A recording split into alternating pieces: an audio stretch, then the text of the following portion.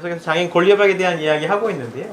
사실은 국제법이 우리한테서 상당히 먼 이야기인 것은 사실인 것 같고요.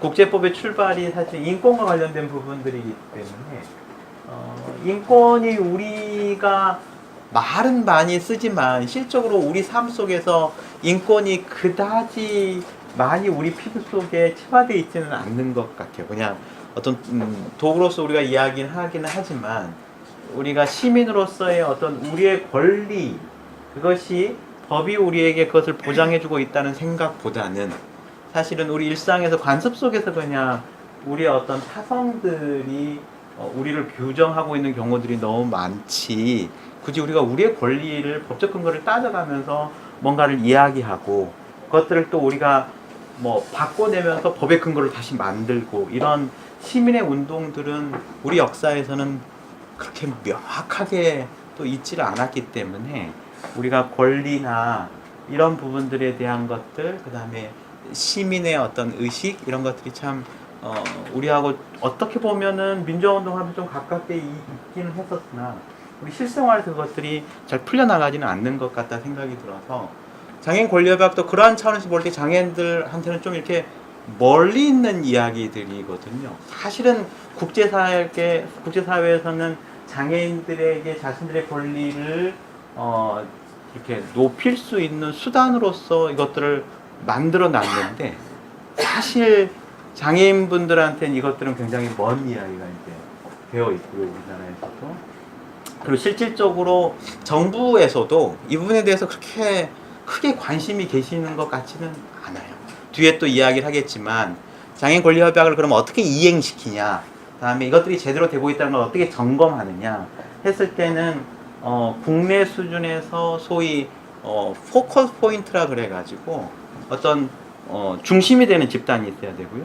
그 다음에 조종하는 조직이 있어야 되고, 그 다음에 독립적으로 그것을 모니터링 하는데 또 이게 견제하는 조직이 있어야 된다고 이야기가 되어 있는데, 우리나라는 그 세 조직이 사실은 다 부실해가지고요.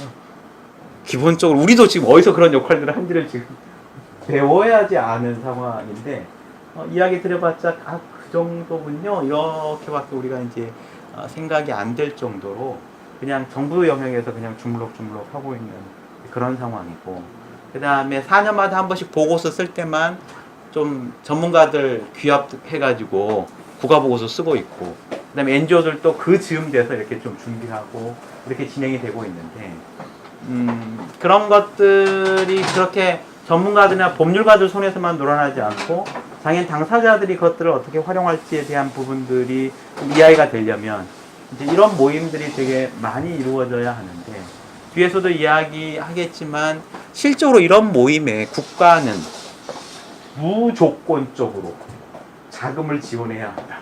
이제 이런 것들이 일반 논평에 나와 있습니다. 이제 일반 논평이 뭔지도 좀 이야기를 드리겠지만, 근데 지금 그렇게 이렇게 CRPD에 대해서 많이 논의가 안 된 것들이 사실 아쉬운데, 이번 기회에 이렇게 이야기할 수 있는 장을 마련해 주셔서 너무 감사드리고요. 첫 주에 우리가 인권에 대한 이야기 했었고, 두 번째 주에 장애인 권리협약 이야기 했었고요. 오늘 우리가 이야기하려고 하는 것은 장애인 권리협약을 어떻게 활용할 것인가, 센터나 장애인 당사자들이 그 이야기를 이번 주에 지금 해보려고 생각을 하고 있는데요. 자립생활센터와 장애인 권리협약 혹은 장애인의 권리하고는 굉장히 관계가 큽니다. 제가 지난 시간에도 이제 좀 말씀을 드렸었는데요. 장애의 문제를 인권의 관점에서 최초로 이야기한 운동이 바로 자립생활 운동이라고 이야기할 수 있는데요. 실적으로 인권이라는 것을 우리가 이야기할 때 가장 기본적으로 하는 것이 모든 인간은 존엄하고 가치 있다, 이런 이야기를 하는데요. 사람이 존엄하고 가치 있으려면 어떨 때 사람은 존엄하고 가치 있을까요? 어떤 사람을 존중한다고 이야기했을 때는 우리가 그 사람을 어떻게 대할 때 우리는 그 사람을 존중한다고 이야기를 그 할까요? 사람에게 선택하고 결정할 그냥 기회를 주는 거죠. 그래서 제가 이제 첫 시간에 했던 이제 이야기가 애슐리 X라는 사람에 대한 이야기를 했었습니다. 7세 아이 이야기를 하면서 그 아이가 발달장애가 굉장히 심한 아이였었는데 부모님이 그 아이를 잘 돌보기 위해서 여자아이였었는데 2차 성징이 일어나지 않도록 수술을 하고 그 다음에 기타 여성과 관련되어 있는 그런 부분들이 케어에 도움이 안 되기 때문에 자궁을 절제하고 그 다음에 기타 필요 없는 장기들을 떼내고 왜? 사실 부모님 입장에서는 굉장히 이 친구를 잘 돌보기 위해서 그런 수술을 했던 거죠. 그게 뭐 아주 옛날 이야기도 아니고 미국에서 2000년대 이후에 있었던 이야기인데요. 그거 가지고 이제 논란이 굉장히 많았다고 이야기하면서 과연 이 상황을 어떻게 봐야 될 것인가? 라고 이야기를 하면 사람들은 저 아이의 존엄성이 해쳐졌다고 이야기합니다. 그럼 제가 다시 이제 물어보죠. 왜 해쳐졌다고 생각하십니까? 라고 이야기하면 어떻게 대답을 하시냐면 그런 중요한 수술을 하고 결정을 하는 데 있어서 당사자한테 묻지 않았잖아요. 이렇게 얘기합니다. 당사자한테 묻지 않았잖아요. 근데 사실은 엄청 장애가 심해가지고 대화가 안 되는 정도의 친구임에도 불구하고 우리 마음속에는 그 친구에게 그런 중요한 자기 자신에 대한 어떤 신체를 온전하게 가질 수 있는 부분들에 대한 결정을 본인한테 묻지 않고 한다는 것은 사실 인권 침해고 그 친구를 존엄하게 대하는 일이 아니라고 사람들은 생각을 하는 거죠. 그래서 인권의 중심 개념은 사실은 우리가 늘 아는 것처럼 자유권이고요. 자유권의 핵심적인 이야기는 사실은 자결권이라고 이야기할 수 있죠. 이거는 이제 세계 인권선언에 나와 있는 이야기들이죠. 그래서 근데 자립생활 운동도 역시 이것을 근간으로 해서 출발했습니다. 자립생활 운동을 처음 이야기했던 분은 에드 로버츠라는 분이신데 1970년경에 초에 이 운동을 시작했는데요. 이 운동의 출발지는 버클리 대학이었습니다. 버클리 대학에 이 에드 로버츠라는 분이 입학을 하게 되면서 그가 학교에서 여러 가지 차별적인 요소에 저항하면서 자립생활 운동이 시작되었습니다. 그래서 이 친구가 처음 입학할 때 이 친구는 사실은 이 친구는 아니죠. 에드 로버츠는 벌써 돌아가셨는데 에드 로버츠는 그렇죠. 저희 아버님 친구가 아니에요. 이분은 소아마비 장애가 너무 심해가지고요.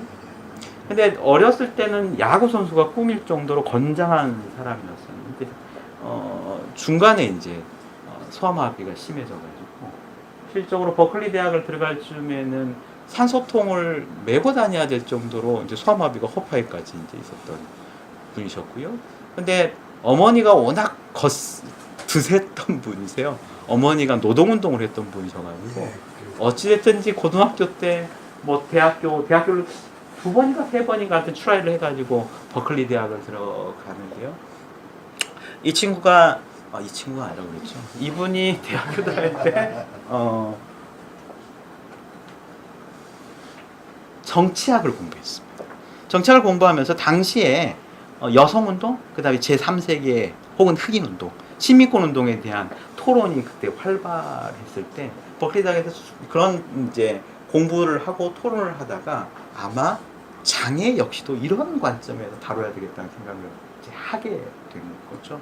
그래서 1972년에 그 버클리 대학의 정문에서 몇 미터 떨어지지 않는 한 200m도 안 된 곳에 자립생활 센터를 만들어서 이제 운영을 하게 되고 그곳에서 장애인의 주체성에 대해서 이야기합니다. 장애인도 자율성을 가진 똑같은 인간이다. 이런 이제 주장을 펼치게 되기 시작하는 거죠. 그래서 그러한 관점에서 운동들을 펼쳐 나가다 보니까 기존의 재활 서비스하고는 상당히 다른 이야기를 하게 되는 거예요. 그렇죠? 그래서 버클리 자립생활센터의 모토는 당신의 삶의 방식을 결정해. 그러면 우리가 지원할게. 이게 이제 모토인 겁니다. 주시적으로 장애인이 자기의 삶에 대해서 결정을 하고 자기 결정이죠. 그런 다음에 버클리 센터나 동료들은 그것이 자기의 의미 있는 삶이 되도록 그분을 동료 입장에서 지원하는 일들을 하는 것을 센터 일로 규정하게 되죠. 근데 사실은 재활 서비스라는 것은 미국에서 뭐 사실은 전쟁 이후에 2차 세계대전 이후에 무시할 수 없는 장애인들의 출현, 그렇죠? 전쟁 이후에 나타난 많은 장애인들 때문에 소위 리해빌리테이션에 대한 부분들이 국가가 책임져야 한다라는 생각들을 갖게 되고 서비스가 만들어지기 시작했는데요. 그런 관점에서 서비스를 받는 것들은 장애 문제를 근본적으로 해결할 수 없다라고 생각을 하게 되는 거죠. 주체가 장애인이 돼야 된다고 생각을 하는 겁니다. 그 다음에 장애인은 리하빌리테이션 해야 될 이유가 특별히 없다라고 생각을 하는 거고요. 장애인 그 자체로 온전한 인간이기 때문에 그들은 자기의 삶에 대한 결정권들을 스스로 갖는 것들에서 모든 것들의 어떤 인생의 의미들을 거기서 갖게 똑같은 다른 사람과 똑같은 자기 결정을 할 수 있어야 되고 그것들이 이루어질 수 있도록 사회는 지원해 줄 필요가 있다라는 차원에서 이제 접근한 운동이었기 때문에요. 그 운동이 시작되고 20년쯤 지난 다음에 미국에서는 장애인 차별금지법을 만들게 됩니다. 그게 ADA라는 법이에요. 장애인 차별금지법. 미국 장애인법 이렇게 우리가 이제 이야기하는 법인데요. 세계 최초의 장애인 차별금지법. 미국에서 장애인 차별금지법이 나온 다음에 전 세계적으로 장애인 차별금지법들이 이제 잇따라서 만들어지게 되고요. 우리나라도 사실은 2007년에 장애인 차별금지법을 만들게 되는데요. 국제사회도 그 즈음에 같이 움직여서요. 실적으로 2006년에 장애인 권리협약을 만들게 됩니다. 그러니까 유엔이 1948년에 세계 인권선언을 진행했으나 그것들이 사실은 선언에 그쳤기 때문에 어떤 실행력을 담보하지 못하게 되니까 자꾸 이제 규약들이 만들어지게 되고요. 협약들이 나타나게 되는데요. 뭐 흑인에 관련된 부분, 인종차별에 대한 여성, 아동, 이주민 이게 1948년, 1960년, 70년, 80년 계속 90년대까지 쭉 나왔던 어떤 국제법들의 역사고요. 아주 최근에 나온 법 중에 하나가 바로 장애인 권리협약이라는 법이고요. 같은 맥락에서 다루는 거죠. 장애인도 똑같은 인간으로서 자기 결정권을 가지고 있다. 이런 이야기고요. 유엔에서 이야기하는 세계 인권선언과 그 인권선언 이후에 나와 있는 사회권 규약, 자유권 규약 이 부분의 모든 권리가 누구에게도 있다, 장애인에게도 있다. 이 선언을 했던 법이라고 생각을 하시면 되고요. 근데 우리가 이제 일반적으로 장애인 당연히 권리가 있지, 무슨 차별이 있을 수가 있어 라고 이야기할 수 있지만요. 예를 들면 장애인 권리협약에서 가장 핵심이 되는 조항은 우리가 12조라고 이야기를 보통 하는데요. 12조는 법 앞에 평등이라는 겁니다. 우리나라 말로 이제 법 앞에 평등이라고 번역이 되어 있는데요. 법률 앞에서 장애인 당사자도 똑같은 인격을 가진 존재이다. 그러니까 법적 능력을 행사할 수 있는 똑같은 존재이다 라고 선언하는 것이 12조의 내용이라고 이제 말씀을 드렸었는데요. 그게 사실은 간단한 상황이 아닙니다. 그렇죠? 아주 중증의 지적 장애인이나 자폐성 장애인에게 도 역시 뭐가 있다는 거예요? 법적 능력을 행사할 수 있다라고 인정을 해주는 거기 때문에요. 민법에서 우리나라에서 예전에 기존하고 있었던 금치산이나 한정치산이 충돌이 되게 되어 있습니다. 그렇죠? 그러니까 장애라는 이유 때문에 재산에 관련된 자기결정을 할 수가 없다? 이거는 권리협약 12조하고 안 맞는 거죠. 그렇죠? 그렇기 때문에 우리나라에서도 이제 민법에서 금치산, 한정치산이라는 것이 없어졌고요. 어떻게 바뀌었습니까? 그것이 없어지고 2013년도에 성년 후견 제도라는 것이 바뀌었습니다.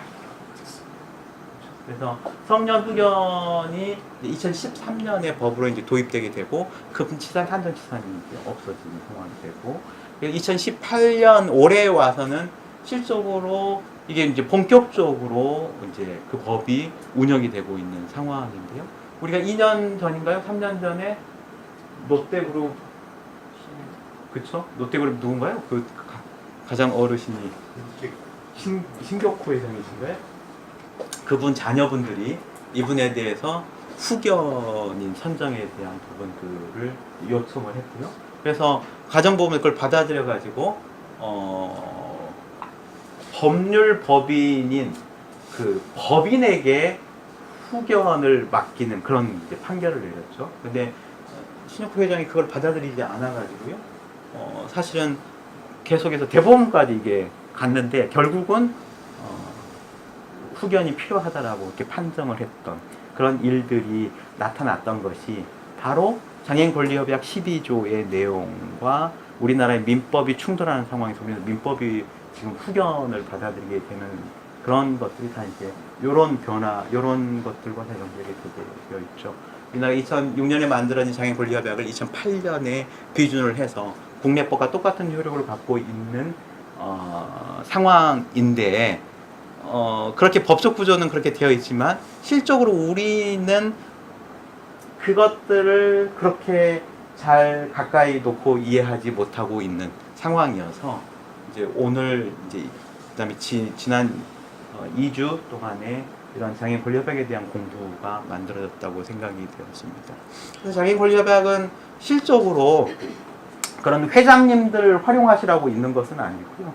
장애인 당사자들이 정말로 자신들의 권리를 우리 사회에서 높이는데 활용하는 도구로 국제사회가 이렇게 만들어 놓은 거기 때문에요.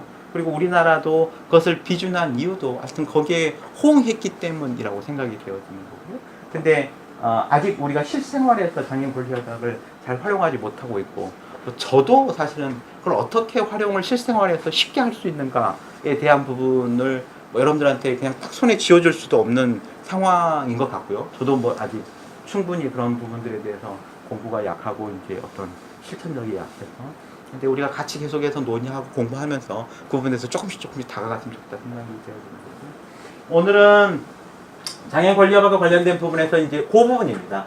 어떻게 이것을 활용할 것인가에 대한 부분이요. 그래서 우리가 장애인 권리협약을 공부하는 이유는 사실은 이거 써먹으려고 이제 하는 건데 이게 가깝게 끌어오기가 참 쉽지가 않습니다.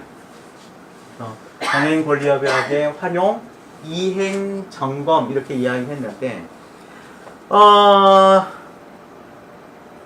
사실 우리 사회도 그렇고 법률 쪽의 사람들도 그렇고 장애인 권리협약에 대해서 아주 특별히 관심이 있는 사람은 많지가 않고 일반적으로는 별로 관심이 없어요. 그래서 이제 이 부분과 관련된 것들을 어떻게 하면 더 큰 국제사회 운동과 연결해 낼 수 있을까 이렇게 하면서 오늘 좀 이야기를 풀어가 보려고 생각을 지금 하고 있는 겁니다.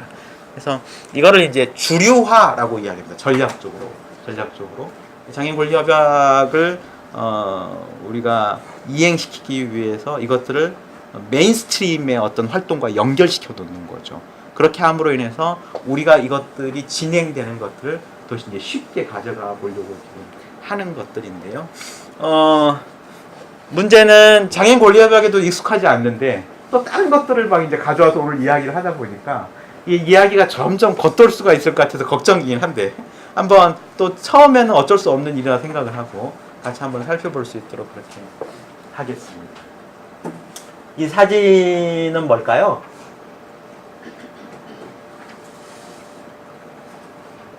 이게 지금 제가 예전에 갔을 때 찍은 사진을 못 찾아가지고 제가 구글에서 그냥 찾아 놓은 건데요. 장애인 권리협약에 대한 유엔 장애인 권리위원들이 각국의 보고서를 심의하는 모습입니다. 제가 그때 제네바에 갔을 때의 글이 봤던 곳하고 가장 유사하게 구글에서 구글에서 이제 여기가 심의하는 곳이다라고 사진이 올라와 있었는데 제가 가서 봤던 거하고 가장 맞는 것 같아서 지금 제가 이제 가져왔는데요. 장애인 권리협약을 비준한 나라들은 매 4년마다 한 번씩 보고서를 유엔에 제출해야 되고요. 자기들이 장애인의 권리에 대해서 얼마나 잘 존중하고 그것들에 대해서 얼마나 잘 지원하고 있는지를 보고해야 되는 상황들이고요. 그 부분과 관련된 국가 보고서를 이제 여기 있는 분이 이제 의장님이실 거고, 여기서 국가 보고서를 발표하는 장관이나 교수가 이제 국가대표가 하나가 있는 상황들이고요. 여기에가 위원들이 앉아 계십니다. 장애인 권리 위원들이 보통 여기에 앉아 계셨던 것 같은데, 여기에 앉아 계시나? 하여튼 이렇게 앉아 계셔요. 앉아 계시고 보고를 듣고 이분들이 이제 자신들이 이제 그것에 대해서 코멘트를 진행을 하면서 이제 논의들이 이루어지죠. 그리고 이제 이쪽 뒤에 앉아 있는 사람들은 그냥 약간 뭐 저 같은 사람들이죠. 그냥 방청하는 사람들이에요. 어떻게 보면. 그리고 이 발표가 있는 중간중간이나 쉬는 시간이나 점심시간에 보통 여기 있는 사람들은 이제 NGO 쪽 사람들이 되게 많은데요. NGO 쪽 사람들이 자기 국가 보고서를 보고한 이후에 NGO 쪽 사람들이 우리 국가 보고서가 어떤 부분에 있어서 지금 잘못됐다랄지, 그다음에 이런 것들은 빠져 있다랄지, 이런 것들을 강하게 이제 뭐 보통 이쪽 밖에서 사이드 이벤트를 열어가지고 이제 어필을 하고, 그다음에 위원들을 찾아가서 로비를 하고, 뭐 이런 식으로 국가 보고서가 이루어지고요. 그다음에 국가 보고서가 다 검토가 되면 이쪽에서 이제 레코멘데이션이 나오게 되어 있고요. 그다음에 최종적으로는 당신 나라의 장애인 인권 관련된 부분에서의 이슈는 뭐다라고 목록을 정리해 주게 되어 있습니다. 그것이 우리나라는 올해 3월에 지금 처음으로 와서 목록이 정리가 됐고요. 그 다음에 2차, 3차 우리는 병합 보고서를 지금 내야 되는 상황에 있습니다. 근데 오늘 이런 장애인 권리협약의 활용과 이행 점검에 대한 부분들을 이야기하면서 이것들을 SDGs, 그 다음에 ISGS 하고 연결시켜서 이것들을 같이 어떻게 힘을 얻어서 이행력을 높여낼 수 있을까, 이제 이런 부분으로 한번 같이 이야기를 해보려고 하는데요.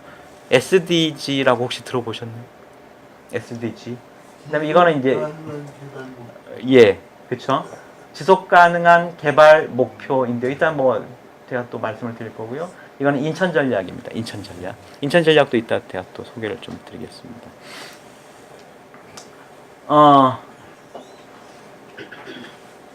그 SDG에 관한 영상을 한번 보도록 하겠습니다. 이 뭐 우리나라에서 만든 소개 영상이기 때문에 한번 보시면은 SDG가 뭐지 하는 것들에 대해서 상당히 좀 답을 줄 수가 있을 거라고 생각이 되어지는데요. 이걸 누르면 나올지 넘어갈지는 모르겠습니다.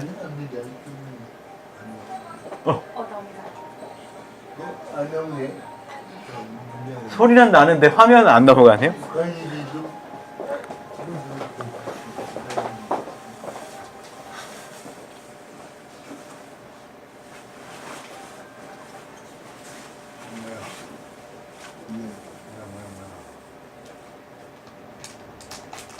네, 요거 눌러주시면 될 것 같은데.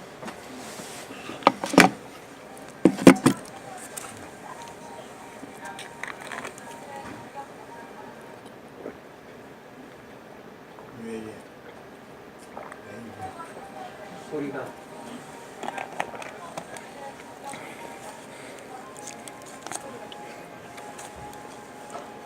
자, 우리나라에서 이제 이런 문제들 있다고 이야기를 하는 거고요. 그냥 SDG 소개하기 위해서 지금 앞에 내용들을 문제 제기를 하고 있는 겁니다.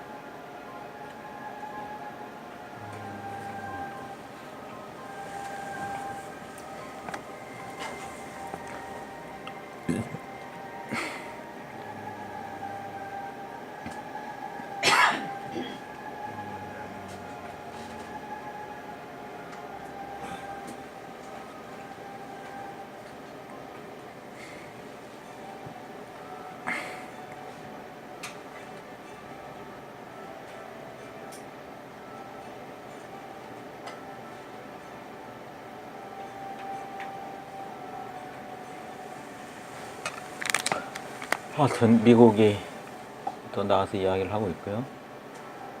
2030년까지의 국제사회의 개발 목표인데요. 총 17개로 구성이 되어 있습니다. 빈곤 퇴치, 기아 해소, 보건 건강, 교육, 양성평등 이렇게 해서 총 5개가 사람에 대한 부분이고요. 일자리와 경제성장, 인프라 구축과 산업 확대, 불평등 완화, 지속가능한 도시 구축 이렇게 해서 번영, 경제 번영, 경제 성장 관련된 거 있고요.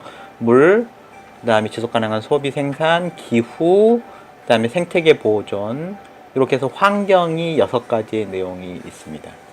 그런 다음에 이제 좋은 가버넌스 구축이죠. 평화와 관련된 부분이 따로 한 개가 있고요. 평화와 정의. 그 다음에는 이것들의 해결 방법, 파트너십. 이게 지금 17번째로 구성이 되어 있습니다.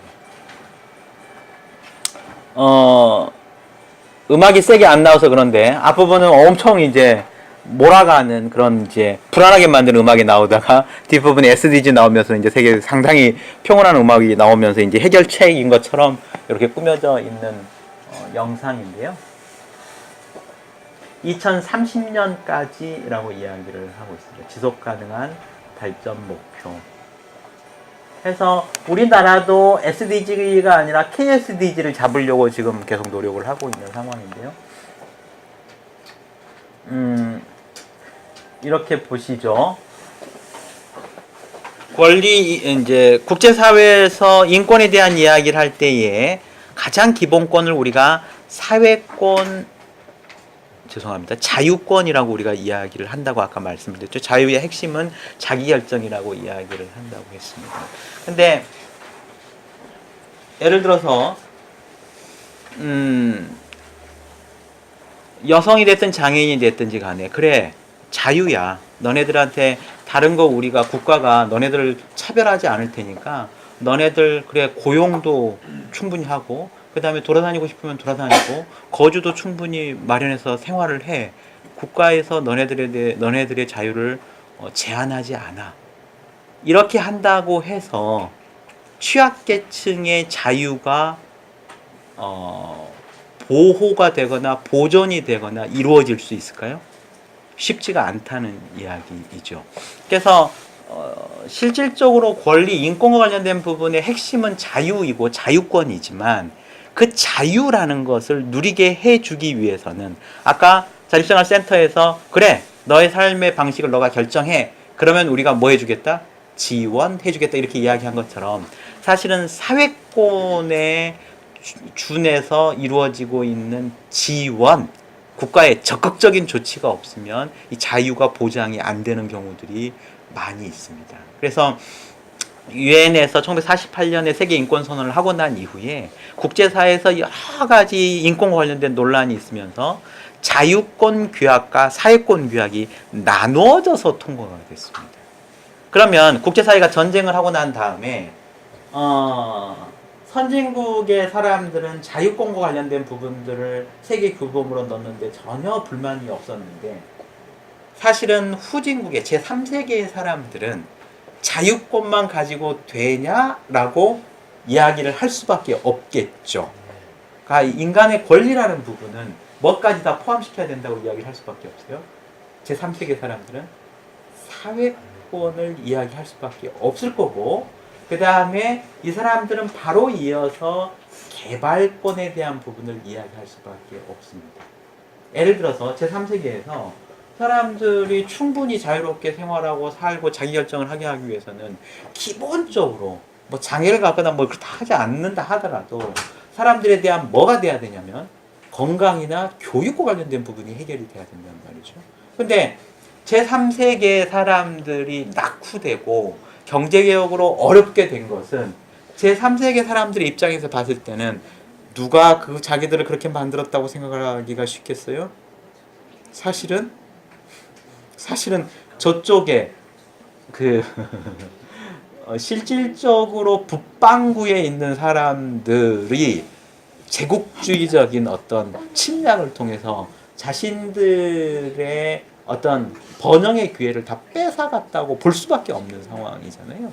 그렇기 때문에 자유권과 관련된 부분은 서방 선진국에서는 충분히 권리는 자유야 라고 이야기를 그렇게만 이야기하고 싶겠으나 제3세계 사람들은 그 다음에 2차 세계대전 이후에 막 독립을 하는 나라들에 있어서는 무슨 권리를 더 중요하게 생각을 하고 싶었냐면 사회권과 개발권을 이야기하면서 당신네들이 우리한테 뭘 해줘야 된다고 생각하는 거예요? 지원을 해줘야 된다고 생각을 한 거죠. 그렇기 때문에 미국은 이런 세계적인 흐름을 좋아할까요? 좋아하지 않을까요? 미국은 권리 이야기하면 다 뭔만 이야기하냐면 자유권만을 이야기합니다. 그래서 북한의 인권 문제다 하면 미국은 철저하게 북한의 정부가 인민을 어떻게, 인민의 자유를 어떻게 탄압하고 있는지만 가지고 이야기합니다. 사실은 권리에 대한 부분들이 지켜지기 위해서, 자유권이 지켜지기 위해서는 사회권이 같이 가야지만이 지켜지는데 미국은 엄청 싫어합니다. 그래서 미국은 국제사회의 운동, 이런 협약, 이런 것들에 대해서 소극적이에요. 뉴스에서 가끔씩 들으시죠. 그러니까 심지어는 장애인 권리 협약을 미국이 비준했을까요? 안 했을까요? 장애인 권리 협약도 미국은 비준하지 않았어요. 그러니까 장애인 권리 협약도 뒷부분에 가면 뭐가 있냐면 국제협력이라는 조항이 있어요. 그러니까 제3세계의 사람들이, 그러니까 자유권은 즉각적으로 국가가 결심하면 진행될 수 있는 부분이고요. 사회권은 점진적으로 국가의 경제 형편에 따라서 이루어질 수 있다고 사람들이 생각을 하고 그분들도 그렇게 인정을 해줍니다. 그렇기 때문에 우리가 복지와 관련된 부분에 대해서 소송을 막 권리라고 소송을 걸어도 사실은 잘 그것이 진행이 안 되는 이유가 국가의 재정적인 상황을 맞춰서 점진적으로 진행되는 사회권에 속하는 것이기 때문이라고 생각하기 때문입니다. 근데 장애인의 자유를 진짜 실질적으로 어떤 권력이 억압했다고 생각을 해서 자유권을 침해했다고 하면 그건 즉각적으로 형사적으로 걸리게 되어 있는 상황들이 되는데 사회권과 관련된 부분에 있어서는 또 접근이 달라져요. 똑같은 권리에 대한 이야기를 하더라도요. 그런 이제 모습들이 있는데 근데 요 SDG와 관련된 부분에 있어서는 국제사회가 상당히 합의하고 있는 내용.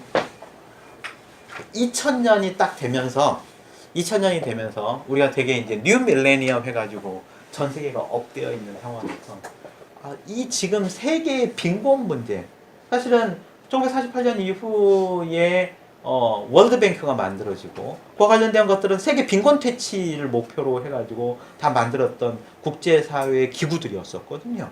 근데 2000년이 됐는데도 불구하고 그런 문제가 해결이 되나요? 안 되나요? 2차 세계대전 이후에 가난했던 나라 중에 빈곤을 탈피한 나라는 제가 봤을 때는 우리나라밖에 없는 것 같아요. 다른 나라들이 거의 빈곤을 탈피한 나라들이 없는 거죠. 근데 세계 기구들은 국제사회 빈곤 퇴치가 목적이란 말이죠. 근데 그게 성과가 없는 거죠. 그래서 새로운 밀레니엄에서는 이런 문제를 가만히 두고 볼 수 없겠다고 생각을 해가지고 뉴 밀레니엄 이러니까 사람들이 뭐 이렇게 좀 이렇게 업돼가지고 국제사회 그 소위 리더들이 다 모여가지고 합의를 했습니다. 2015년까지는 세계 빈곤 문제 없애자 이렇게 했었어요. 그게 MDGs라는 목표가 나왔던 배경이에요. MDGs. 근데 지금 2015년이 어떻게 됐어요? 훌쩍 지나갔죠. 나름대로 성과가 있다고 이야기하지만 뭐 그닥 그렇지는 않아요.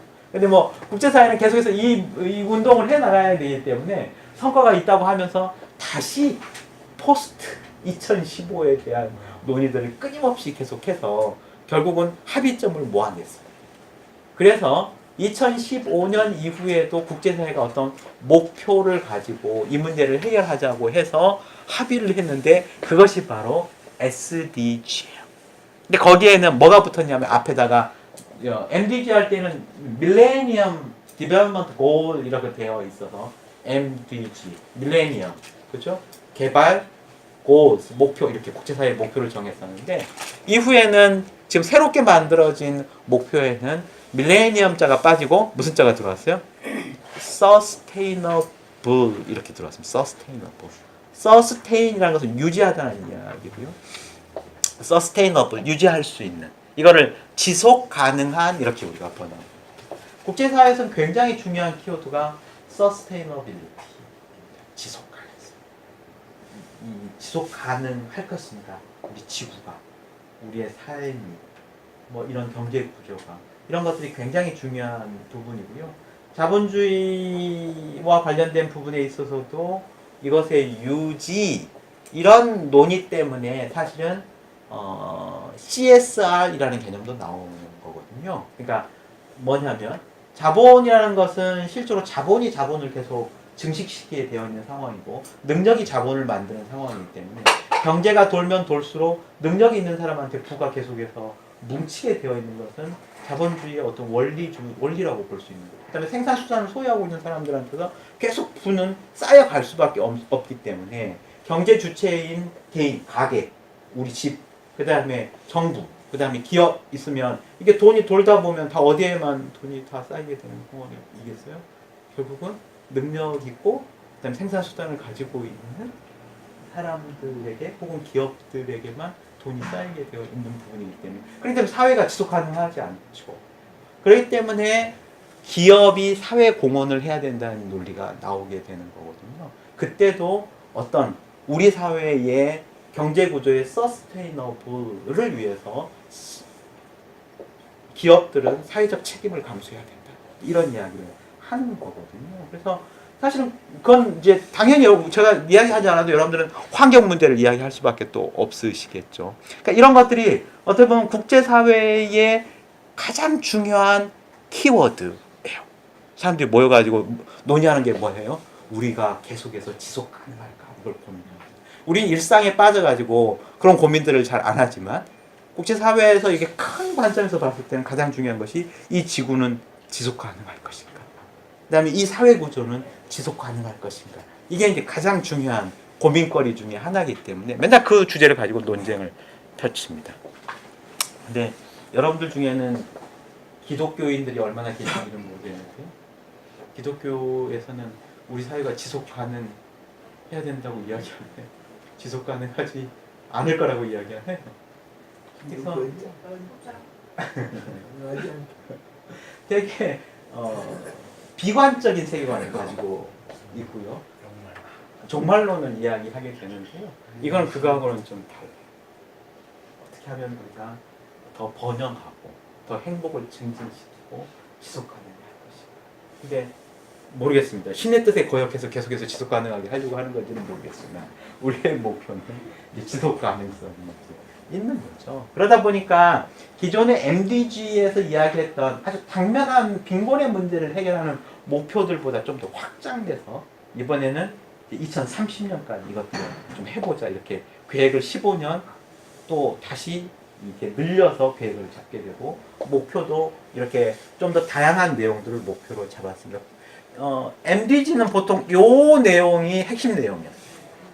사람들이 빈곤 문제, 기아 문제, 건강 문제, 교육 문제, 평등은 있었나? 하여튼 요 문제가 사실은 핵심적인 내용이었었는데 SDG에서는 실적으로 이게 이제 근로 노동이나 이런 게 번영 쪽으로 들어가긴 했는데 하여튼 이쪽 내용도 같이 들어가고 경제적 번영, 지속 가능한 경제 성장 이게 들어갔고요. 그 다음에 환경이 아주 많은 부분을 차지하고 들어오게 됩니다. 그래서 우리나라에서 이 SDG를 운영하고 있는 쪽이 환경부에서 진행을 하고 있습니다. 근데 사실은 그렇게만 볼 일은 아닌데 우리는 지금 환경부에서 진행을 하고 있는 상황이에요. 그래서 환경이 상당히 강조되어 있긴 하지만 사실은 이 출발은 이제 이 부분들이 굉장히 중요하게 되어 있는 거고요. 이 부분하고 이 부분이. 그래서 장애와 관련된 부분들을 논의할 때는 사실은 이쪽은 우리가 직접적으로 관계되는 것은 많지 않을 수가 있습니다. 물론 근데 깨끗한 물에 접근할 수 있는 것이 차별 없이 되어야 한다. 이렇게 논의를 하면 장애와 관련된 부분들이 접근이 가능하지만 직접적인 내용들은 아니고요. 주로는 요 내용하고 장애와 관련된 요 내용이 많겠죠. 사실은 장애인이 교육을 차별 없이 받는지 장애인이 더 빈곤한 이런 게 핵심적인 내용들이겠죠. 그 다음에 요 내용들입니다. 장애인들이 근로할 수 있는지 그 다음에 지속 가능한 도시라는 개념이 있는데요. 이런 것들이 지금 사실은 장애인이 살만한 공간이 되는지 지역사회에서 살게 되는지 그 다음에 접근성이 이루어지는지 어떤 대중교통에 대해서 이런 내용들이 지금 여기에 다 포함이 되어 있어서 요 내용과 요 내용이 이제 핵심적인 내용. 근데 아무리 국제사회에서 이제 원조와 관련된 부분들이 물론 이거는 이제 있는 사람들의 이야기이기 때문에 그럴 수도 있지만 밑빠진 독에 물 붓기라는 이야기를 지금 캄보디아에 정말 여름과 겨울 방학이 되면 비행기가 한 대가 뜨면요 그 안에 봉사활동 가는 사람들이 3분의 2라는 이야기가 있습니다. 그 정도로 캄보디아에 뭔가 지원을 한다고 봐. 물론 지원하는 사람들이 체계적으로 지원하지 못하는 것도 있지만 국제사회가 그 뭐 특정한 나라를 아무리 지원한다 하더라도 이건 지원하는 쪽의 입장에 좀 이야기일 수도 있겠다 싶은데요. 그 나라가 실질적으로 제도적으로 좋은 지배구조를 갖지 못하는 상황이라면 아무리 거기다 돈을 쏟아부어도 효과가 안 나는 상황들이 될 가능성이 있는 거죠. 그래서 이 부분의 내용들이 이제 굉장히 중요한 내용으로서 이제 이야기가 되는 거고요. 그 다음에 한 가지가 이런 모든 것들이 가능하기 위해서는 국제 협력이 이루어져야지 가능하다. 이런 구조가 되어 있습니다. 그래서 이것에 이런 운동에 지금 사실은 뭘 갖다 붙이는 것? 장애와 관련되는 내용을 갖다 붙이는 게 장애인 권리협약을 이행하는 데 있어서 요즘에 가장 중요한 이슈가 되고 있어서 이것과 연결시켜서 우리가 장애인 권리협약 이행 관련된 부분들을 좀 이야기를 해보려고 하는 건데요. 이런 거죠. 2030년에 새겨 넣은 장애. 이제 이렇게 뭐 한국말로 번역을 하면 이렇게 되긴 되는데 한국어로 번역하면 별로 재미가 없죠. In Vision. 이 2030년의 SDG 운동에 SDG에 어떻게 하면 이것들의 장애와 관련된 내용을 담아서 이것들을 실현시켜낼 수 있어요. 이 고민들을 하는 겁니다. 근데 물론 그 틀은 장애인 권리협약이라는 기반이 있기 때문에 이것들과 같이 조정해서 이제 논의가 가능하다고 생각을 하는 거고요. 그래서 우리가 이제 이 부분을 접근할 때 이렇게 이제 이야기해 볼 수가 있는데요. 장애는 실질적으로 자선의 문제이고 의료적인 문제이고 사회 모델이고 지난번에 장애 배울 때 논의가 됐던 부분이죠. 그 다음에 권리, 장애인도 온전한 인간이다라는 어떤 접근까지 이렇게 네 가지 모델이 사실 다 장애 현상을 설명하고 있고 장애의 어떤 장애를 사회적 문제로 본다고 했을 때 그것들을 해결할 수 있는 방법의 프레임을 제공하고 있는 것은 사실이죠. 근데 이것들은 사실은 문화, 정치, 경제, 기술적인 상황에 따라서 조합되면서 이것 장애 문제가 이런 식으로 봐줘야 되고 저런 식으로 봐줘야 되고 이러면서 상황에 따라서 맞춰서 장애 문제를 봐주고 해결점을 찾아야지만이 장애 문제가 적절하게 해결될 수 있다고 이제 보는 거고요.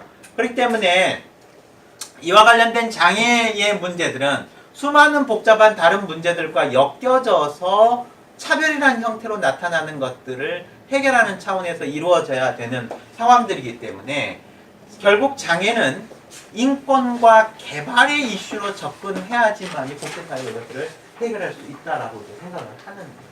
되게 복잡한 여러 구조에 의해서 장애라는 것은 논의가 될 수 있고 또 그 해결책들이 나올 수 있는 상황들이어서 그 규범을 우리가 이야기할 때에는 인권과 개발의 이슈하고 엮어서 진행하는 것들이 굉장히 필요하다. 이런 것들인데 이건 CRP도 마찬가지고 SDG도 마찬가지인데요. CRP도 그런 관점에서 이제 만들어졌다는 걸 우리가 지금 쭉 이야기를 했고요.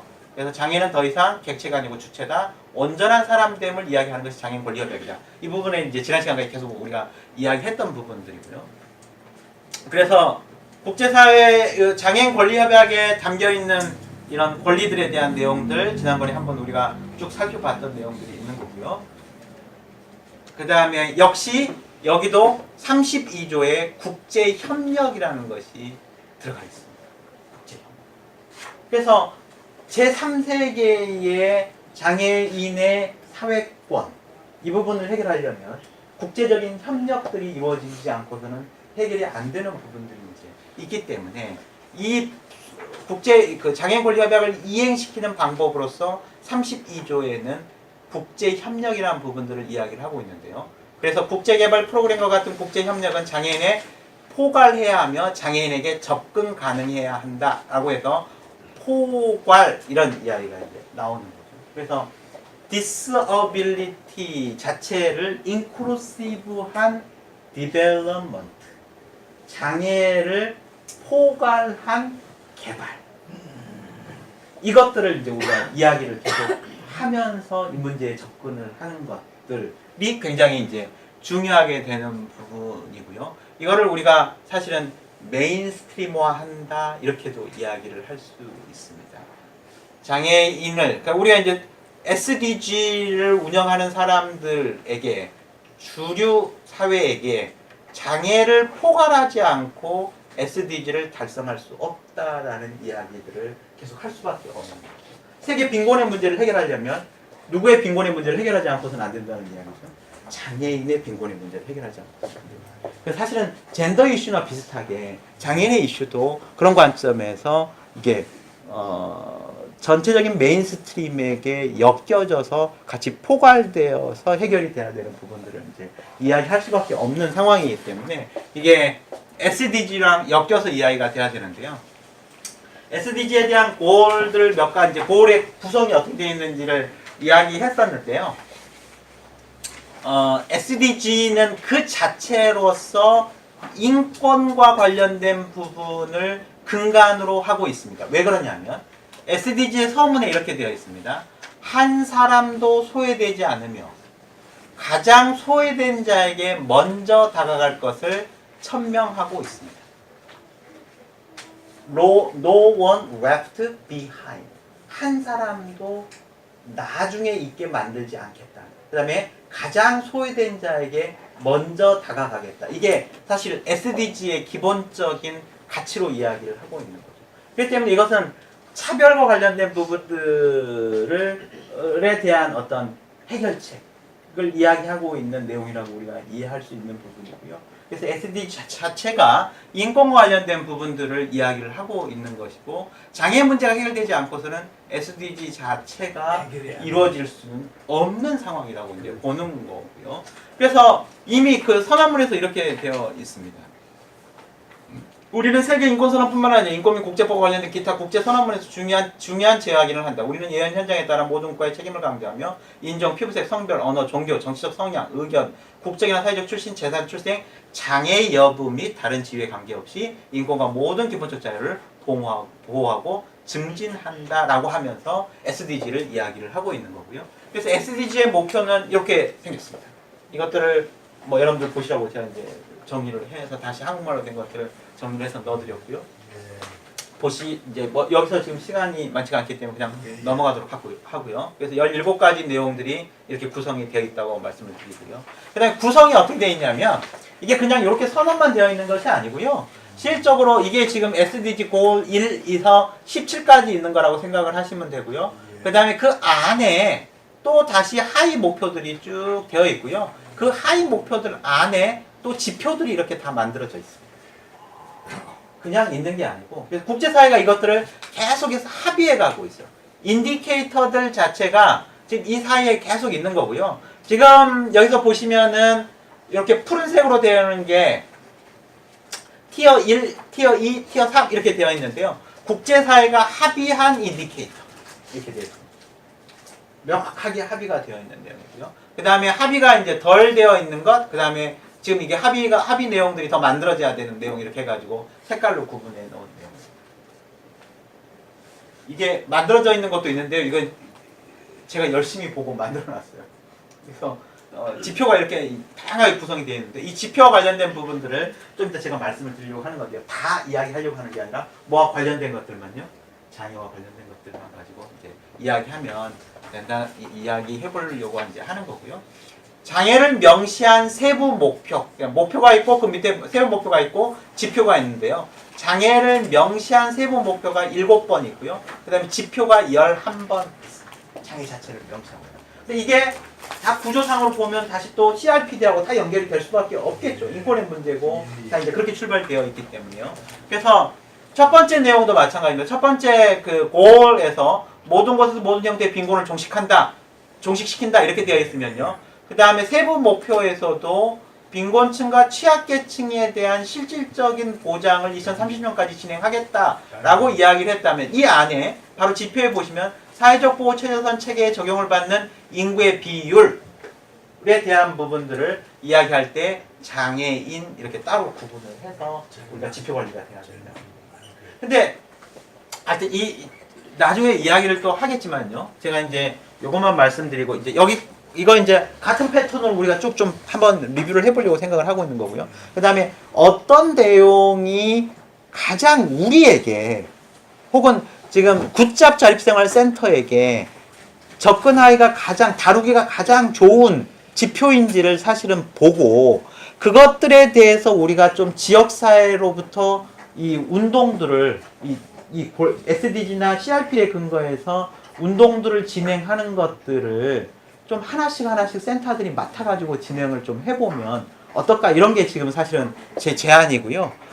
그래서 제가 일단 이제 또 다른 논리들이나 이런 것들을 가지고 이런 이슈들이 점점 더 중요해지고 있어요라고 하면 예를 들어서 굿잡 같은 경우는 사실은 직업 관련된 부분이 가장 이제 전문성이 있으니까 여기서 직업 관련된 이슈나 지표들이나 그다음 CRPD하고 SDG하고 인천전략하고 이렇게 중첩되는 내용들을 딱 골라가지고 그 근거들을 가지고 우리 지금 강남구에서 이와 관련된 것들이 어떤 퍼센테이지 지표와 관련해서 어떤 상황에 차별적인 내용이 여전히 존속되고 있는지를 계속해서 모니터링하면서 이것들을 해결하는 방법들을 지방자치단체, 그 다음에 시도, 그 다음에 전국에서 계속 제안을 하는 작업들을 CRPD와 SDG에 근거해서 계속 해보는 것들이 필요하겠다. 지금 이 이야기를 제가 사실은 하려고 하는 거고요. 그게 각 센터들마다 그런 운동을 좀 진행을 했으면 좋겠다. 이제 이런 이야기를 해보려고 하는 건데요. 제가 이제 잠깐 쉬기 전에 아닙니다. 좀 쉬었다 진행하는 게 좋겠다 생각이 되네요. 그렇죠? 제가 이제 뭔 이야기를 이제 할 거냐면 실질적으로 이 지표와 관련해서 장애인은 어떻고 일반인은 어떤지가 차이가 나면 그 차이 나는 만큼 사실은 차별이 오죠. 예를 들어서 교통 이용에 대해서 지난 2주 동안에 어떤 불편함이나 부담을 느꼈습니까? 라고 이야기를 했을 때 일반 인구에서 뭐 20%의 사람이 그렇다고 했다라면 장애 인구에서는 70%가 그렇게 느꼈다라고 이야기했을 때에 이게 충분히 지금 권리가 보장이 안 되고 있다는 증명이 되는 거죠. 그렇죠? 그러니까 인권과 관련된 부분을 그렇게 이제 아주 우리 현실에 구체적으로 수치화시키는 작업을 하는 것들이 굉장히 중요한 상황들이 되고 그것들을 끊임없이 우리가 이야기를 하면서 이것이 지금 안 줄어들고 있다. 뭔가 바뀌어야 된다. 이런 이야기를 이것에 근거해서 지금 해볼 수 있는 거라고 생각이 되어지는데요. 근데 문제는 뭐냐면 이거를 국제사회와도 비교를 해봐야 될 거 아닙니까? 예. 북유럽의 상황은 과연 어떤가? 똑같은 지표를 측정을 해봤더니 북유럽은 사실은 뭐 60이고 일반인도 뭐 40이었다는데 우리는 더 넓어졌다랄지 더 낫다랄지 뭐 이런 것들을 국제사회와 같이 비교를 해봐야지만 힘을 얻게 되겠죠. 우리는 이걸 시정을 해야 됩니다. 라고 이야기하는 데 있어서. 근데 제가 이제 문제를 삼으려고 하는 건 일단 이제 이야기를 하겠습니다만 쉬었다가 그러면 덴마크의 장애 개념하고 우리나라의 장애 개념이 똑같아요.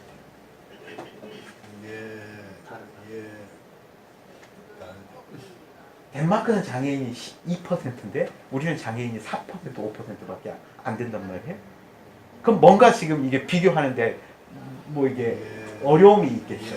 그래서 그런 부분들과 관련된 것들을 어떻게 해결해야 되는지, 어떤 국제사회에서 이제 그 관련된 부분들을 해결하고 있는지 이런 것들이 장애인 권리협약을 실행하고 이행하게 만드는 데 있어서 굉장히 중요한 내용이 되는데 좀 이따 그 이야기를 좀 쉬었다 진행을 잠깐 쉬었다가 진행을 마치겠습니다. 저는 장애와 관련된 어떤 개념, 그 다음에 누가 장애인이냐 이게 굉장히 이제 중요한 부분 내용이라고 생각을 하고요. 지금 우리나라는 법정장애라는 개념이 있어가지고 등록장애인을 장애인이라고 보는 상황인데요. 이게 각 나라마다 이제 다 다른 거죠. 각 나라마다 다 다른 상황에서 국제사회에서 장애 문제와 관련된 부분들을 접근하고 어떤 나라가 어떤 나라보다 더 차별적인 환경에 놓여 있고 장애인의 권리가 더 보장이 안 되고 있다는 이야기를 하려면 그러니까 우리나라는 다른 선진국에 비해서 비교해 보니 장애와 관련된 부분에 있어서 훨씬 더 차별적인 요소가 더 심하다는 이야기를 하려면 장애 개념이 사실은 동일해야지 가능한 거죠. 그러니까 이런 겁니다. 덴마크 같은 경우에는 장애인 권리 협약과 관련된 부분들을 10가지 문항을 가지고 조사를 해가지고 그것들이 얼마나 진전이 있는지를 계속해서 DB를 하고 있습니다. 문항이 10가지밖에 안 돼요. 근데 그런 것들이 뭐냐면 당신은 지난 2주일을 살면서 대중교통을 이용하는 데 있어서 차별을 받았다고 느낀 적이 있으십니까? 이렇게 이제 묻는 건데요. 물어서 일반 사람의 차별을 받았다는 응답 정도와 장애인의 차별을 받았다는 응답 정도를 비교를 합니다. 근데 사실은 이게 어떻게 돼야 되는 거예요? 같으면 문제가 안 되는데요. 장애인이 훨씬 더 많게 나오면 이것은 아직 우리 사회가 개선해야 될 여지가 굉장히 많다고 보는 거죠. 그러면 이 퍼센트 자체가 우리나라에서 똑같은 걸 가지고 똑같이 측정을 해보면요. 우리나라도 어떤 수치가 나올 텐데 그 수치가 덴마크보다 더 낮다랄지 더 높다랄지 이야기를 하려고 하면 뭐가 개념이 같아야 되냐면 장애 개념이 같아야 되는 상황인 거거든요.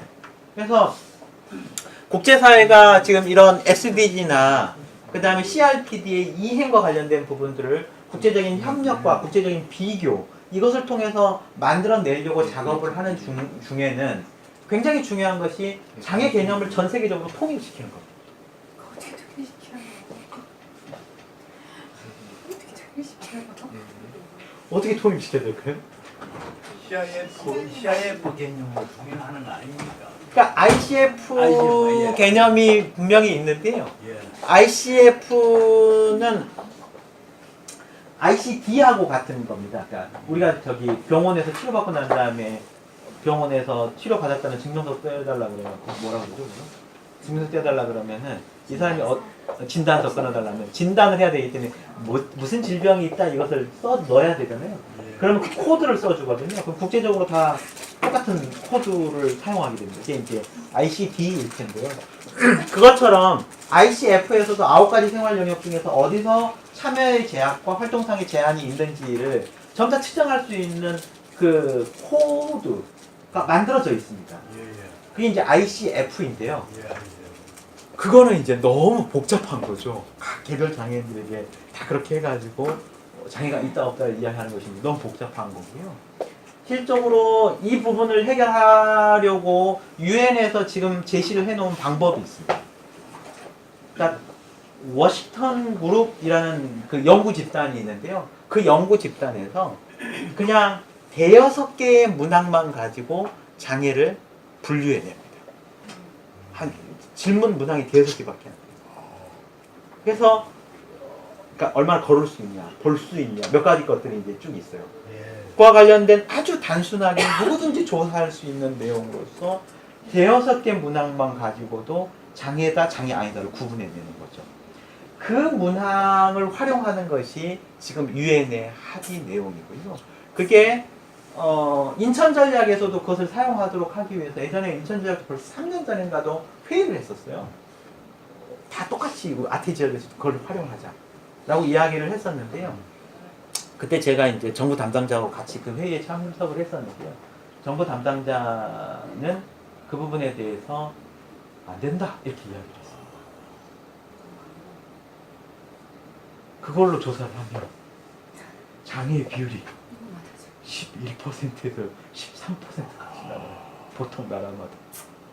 근데 우리나라는 지금 장애인이 그렇게 많으면 안 되잖아요. 큰일 나죠. 많아지면 이제 장애인들이 더 예산이나 이런 부분들에 대한 이야기를 국가재산 할 수가 있잖아요. 안 돼. 그러니까 저는 장애인 실태조사 할 때나 그다음에 인구 센서스 할 때나 근데 우리 엄청난 돈들을 사회조사 많이 하거든요. 그럴 때 그 6개 문항만 집어넣으면 된다는 거예요. 교육도 6개 문항이 번역된 게 있습니까? 번역된 게 공식적으로 번역된 건 없지만 문장이 전혀 어렵지 않아요. 아주 심플하게 돼 있어요. 한번 보고 싶은데. 그거는 그 워싱턴 그룹 디서빌리티 이렇게 해서 구글에 치면 다 나옵니다. PDF로 계속 다 보급을 하고 있기 때문에요. 워싱턴 그룹 쪽에 그 디서빌리티에 대한 디피니션이나 측정 방법 이런 것들 다 그 사람들이 해놓고 있거든요. 그래서 아태 지역 그 인천 전략 할 때도요, 그걸 교육을 시켰어요, 각 나라마다.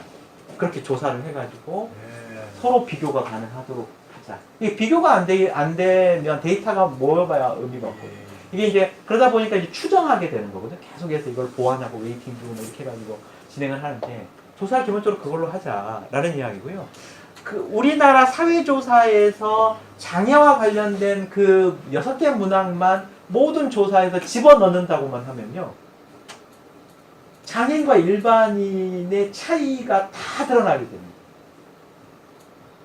고용부터 시작해가지고요, 모든 건강 정도, 엄청난 사회조사들이 많이 있거든요. 그러니까 일반인과 장애인들의 차이가 나타나는 것, 이걸 근거로 장애 관련된 권리를 이야기를 할 수 있는 부분이 인권에 대한 이야기거든요. 그래서 이제 이게 기회라고 보는 거죠. 실질적으로 최저 생계비를 받고 있는 장애인의 비율이 얼마인지, 그 다음에 성별에 따라서는 어떻게 되고, 뭐 이런 것들이 데이터가 나오기만 하면 실적으로 우리가 주장할 수 있는 것들은 되게 많아요. 근데 그 데이터가 이게 다른 또 선진국에 비해서는 어떻게 되는지, 그 다음에 우리보다 더 경제적으로 어려운 나라들의 상황은 어떤지, 이런 것들을 비교해 볼 수 있는 절호의 기회가 바로 SDG에서 명시하고 있는 장애 개념의 세부 목표와 지표 안에 들어있는 장애와 관련된 내용. 만약에 이게 없다 하더라도 우리가 필요하다 하면 자꾸 장애를 가지고 장애로 데이터를 분해낼 수 있는 것. 누가 장애가 있냐 없냐만 변수로 집어넣으면 장애인의 상황과 일반인의 상황을 계속해서 비교할 수 있기 때문에 무수하게 많은 이야기들을 할 수 있고, 여러 측면에서 이 부분이 장애는 차별을 받고 있다는 이야기를 할 수가 있는데, 지금 그게 어려운 건데 이게 그 기회일 수 있다, 이제 이런 이야기입니다. 그래서 여기 같은 경우도 교육에 관련된 네 번째 골과 관련된 부분인데요. 여기도 장애 상태를 구분하도록 이야기를 하고 있습니다. 이거는 우리가 손대지 않는 그냥 유엔에서 만들어 놓은 지표에서 장애를 구분하라고 이야기를 하고 있는데요. 그러니까 우리나라도 동등성 지수, 교육과 관련된 동등성 지수를 측정하는 데 있어서 장애와 기타 다른 사람들 간에 어떤 차이가 있는지, 이 부분들을 계속해서 DB가 모아질 수만 있다면 나머지 일은 훨씬 더 이제 쉬워지는 거죠. 아주 명확한 근거를 가지고 장애와 관련된 이야기들을 할 수 있는, 장애인의 상황들을 이제 이야기할 수 있는 부분들이 이제 있는 거고요. 그 다음에 여기 같은 경우에도 지속적 포용적인 경제 성장과 완전, 이게 이제 노동과 일자리에 관련된 부분이죠. 근로자의 평균 시간당 수당, 이거 이제 그냥 유엔에서 만들어놓은 지표가 이게 되어 있습니다. 이것이 차별 없이 진행될 수 있도록 연령별, 장애인별로 이게 어떻게 되는지를 DB를 구축해야 된다는 거예요. 그래서 이와 관련된 부분들에 있어서 실업률도 역시 마찬가지고요. 그러니까 장애인을 따로 조사하는 게 아니고요. 일반적인 실업률 조사할 때에 장애와 관련된 부분들을 같이 조사를 하면 된다. 근데 그게 장애가 개인정보이기 때문에 이것들이 지금 이제 연결이 안 된다고 이야기를 할 거고, 이분들 통계청에서 이야기하면 되게 머리 아파요. 장애를 구분해내라 이렇게 이야기하면.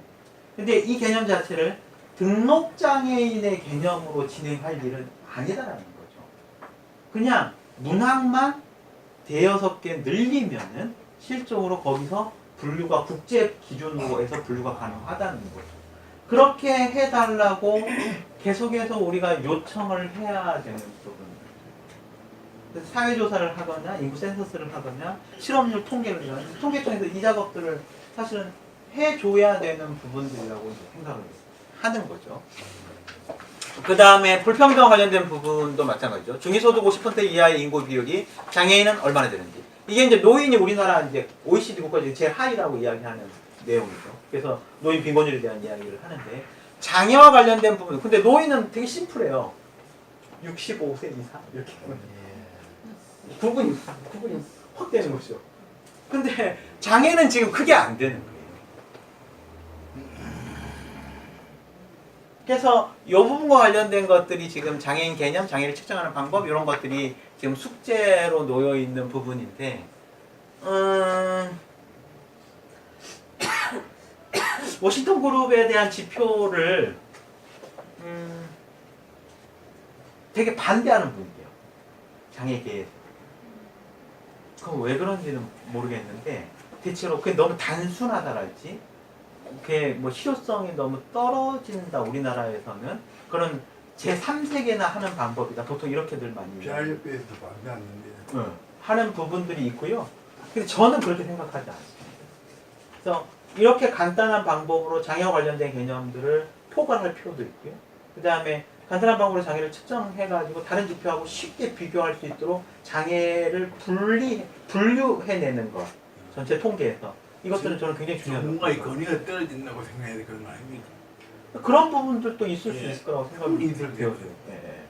근데 그거는 저는 제 3세계 사람들이 어쩔 수 없이 조사하는 그런 방법은 아니라고 생각을 합니다. 맞아요. 워싱턴 그룹에서 연구를 굉장히 많이 했어요. 그렇게 해서 만들어 놓은 문항들이거든요. 저는 시도를 해봤으면 좋겠다. 이제 늘 이야기를 이런 거 할 때마다 이야기를 하는데 제가 힘이 없어가지고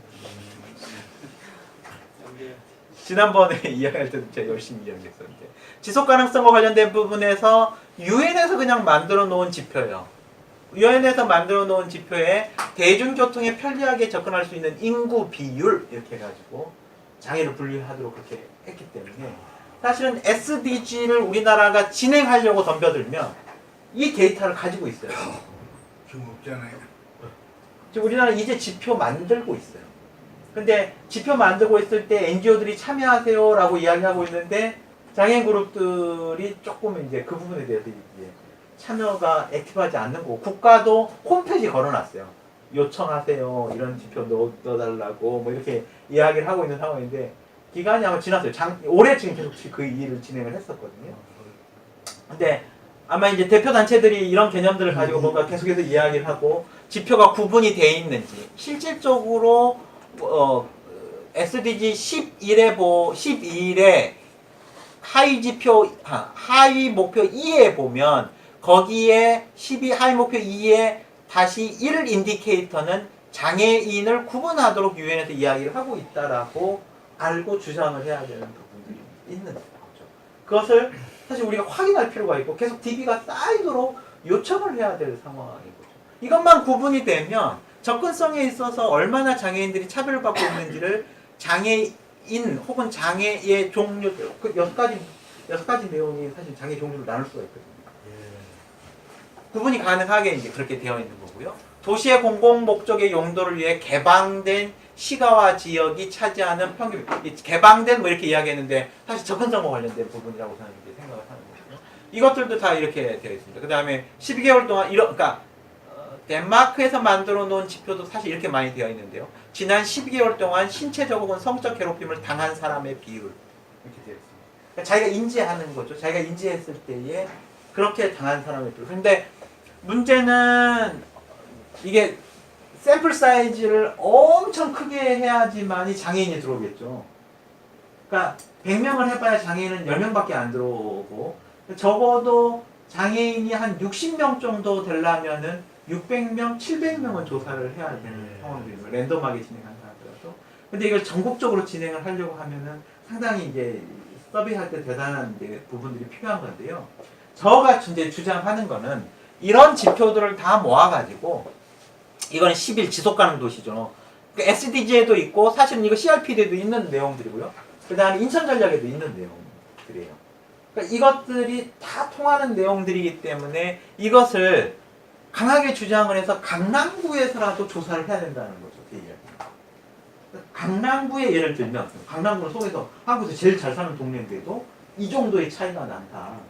라고 강력하게 이야기하면서 뭔가 주장을 해볼 수 있는 거고요.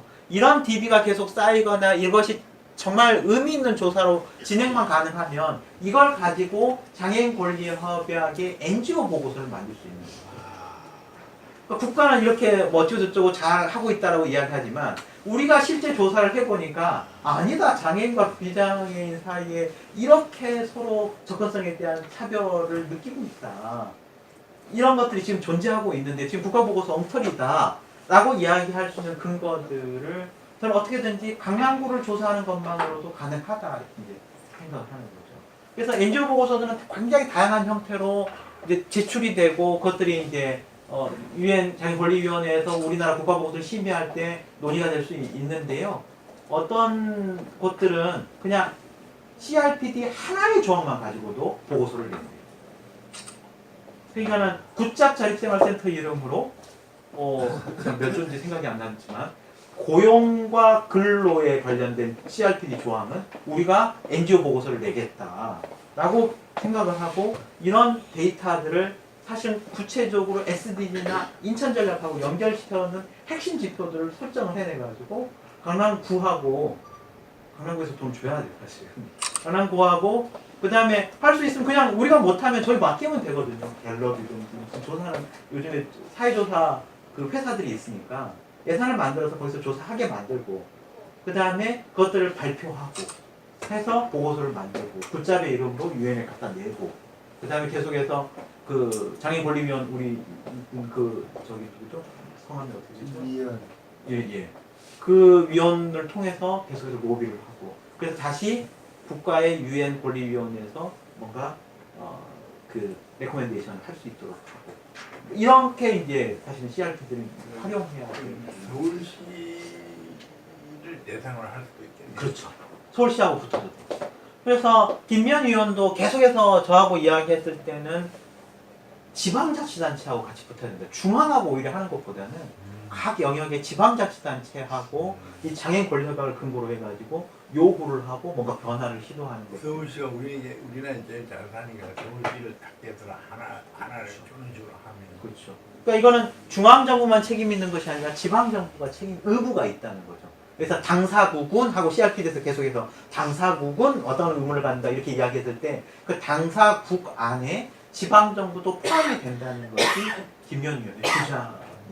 그래서 충분히 타당성이 있는 이야기가 나오거든요.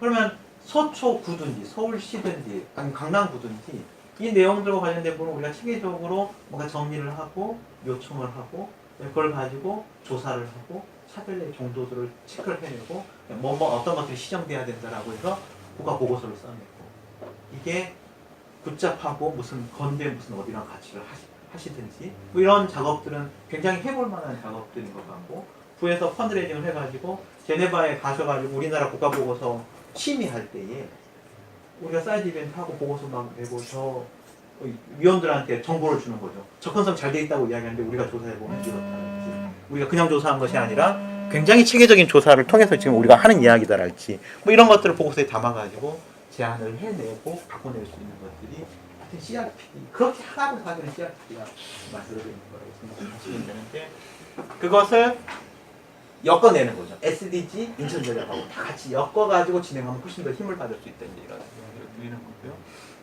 그 다음에 16번째의 이야기죠. 사회 정의와 평화 관련된 부분들도 지금 실질적으로 국가 전체적 분포와 비교했을 때 공공기관 보직 분포율, 장애인 뭐 이런 것들을 다 이제 조사해서 진행을 하라고 지표에 담겨져 있습니다. 그다음에 당연히 지금 이게 이제 이거하고 연결될 수도 있는 부분일 수도 있는데요.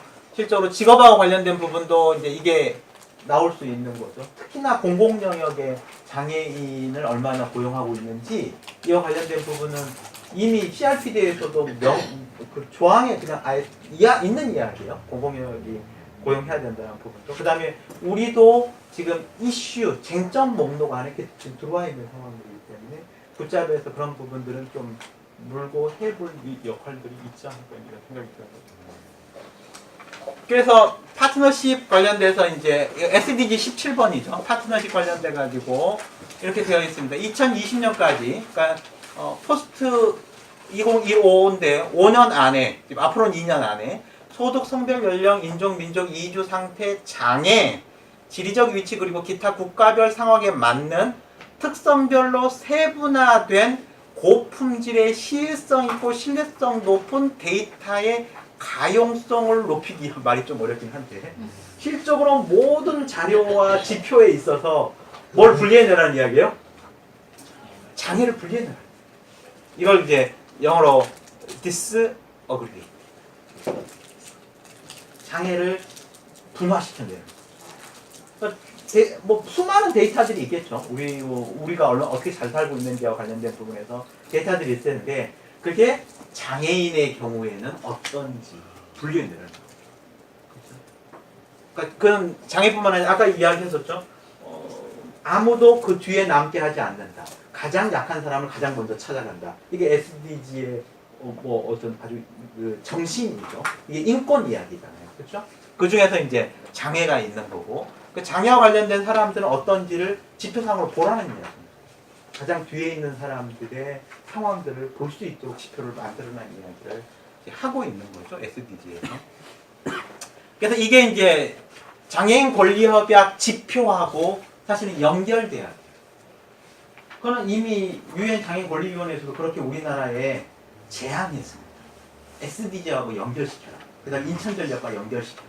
이런 이야기를 이미 하고 있어요. 모니터링 할 때. 근데 아직 우리나라는 장애인 권리협약을 모니터링하는 지표가 만들어져 있지 않습니다. 공식적으로. 작년, 재작년인가 KDF라고 해가지고 그쪽에서 지금 부모회하고 보호단체에서 저기 NGO의 지표를 제안해 놓은 문건만 하나 있고요. 나머지는 아직 공식적으로 장애인 권리협약이 어떻게 잘 이행되고 있는지를 측정할 수 있는 지표가 만들어져 있지 않았어요. 근데 이것이 지금 이런 맥락하고 연결돼서 지표가 사실 만들어질 필요가 있다고 생각이 들었거든요.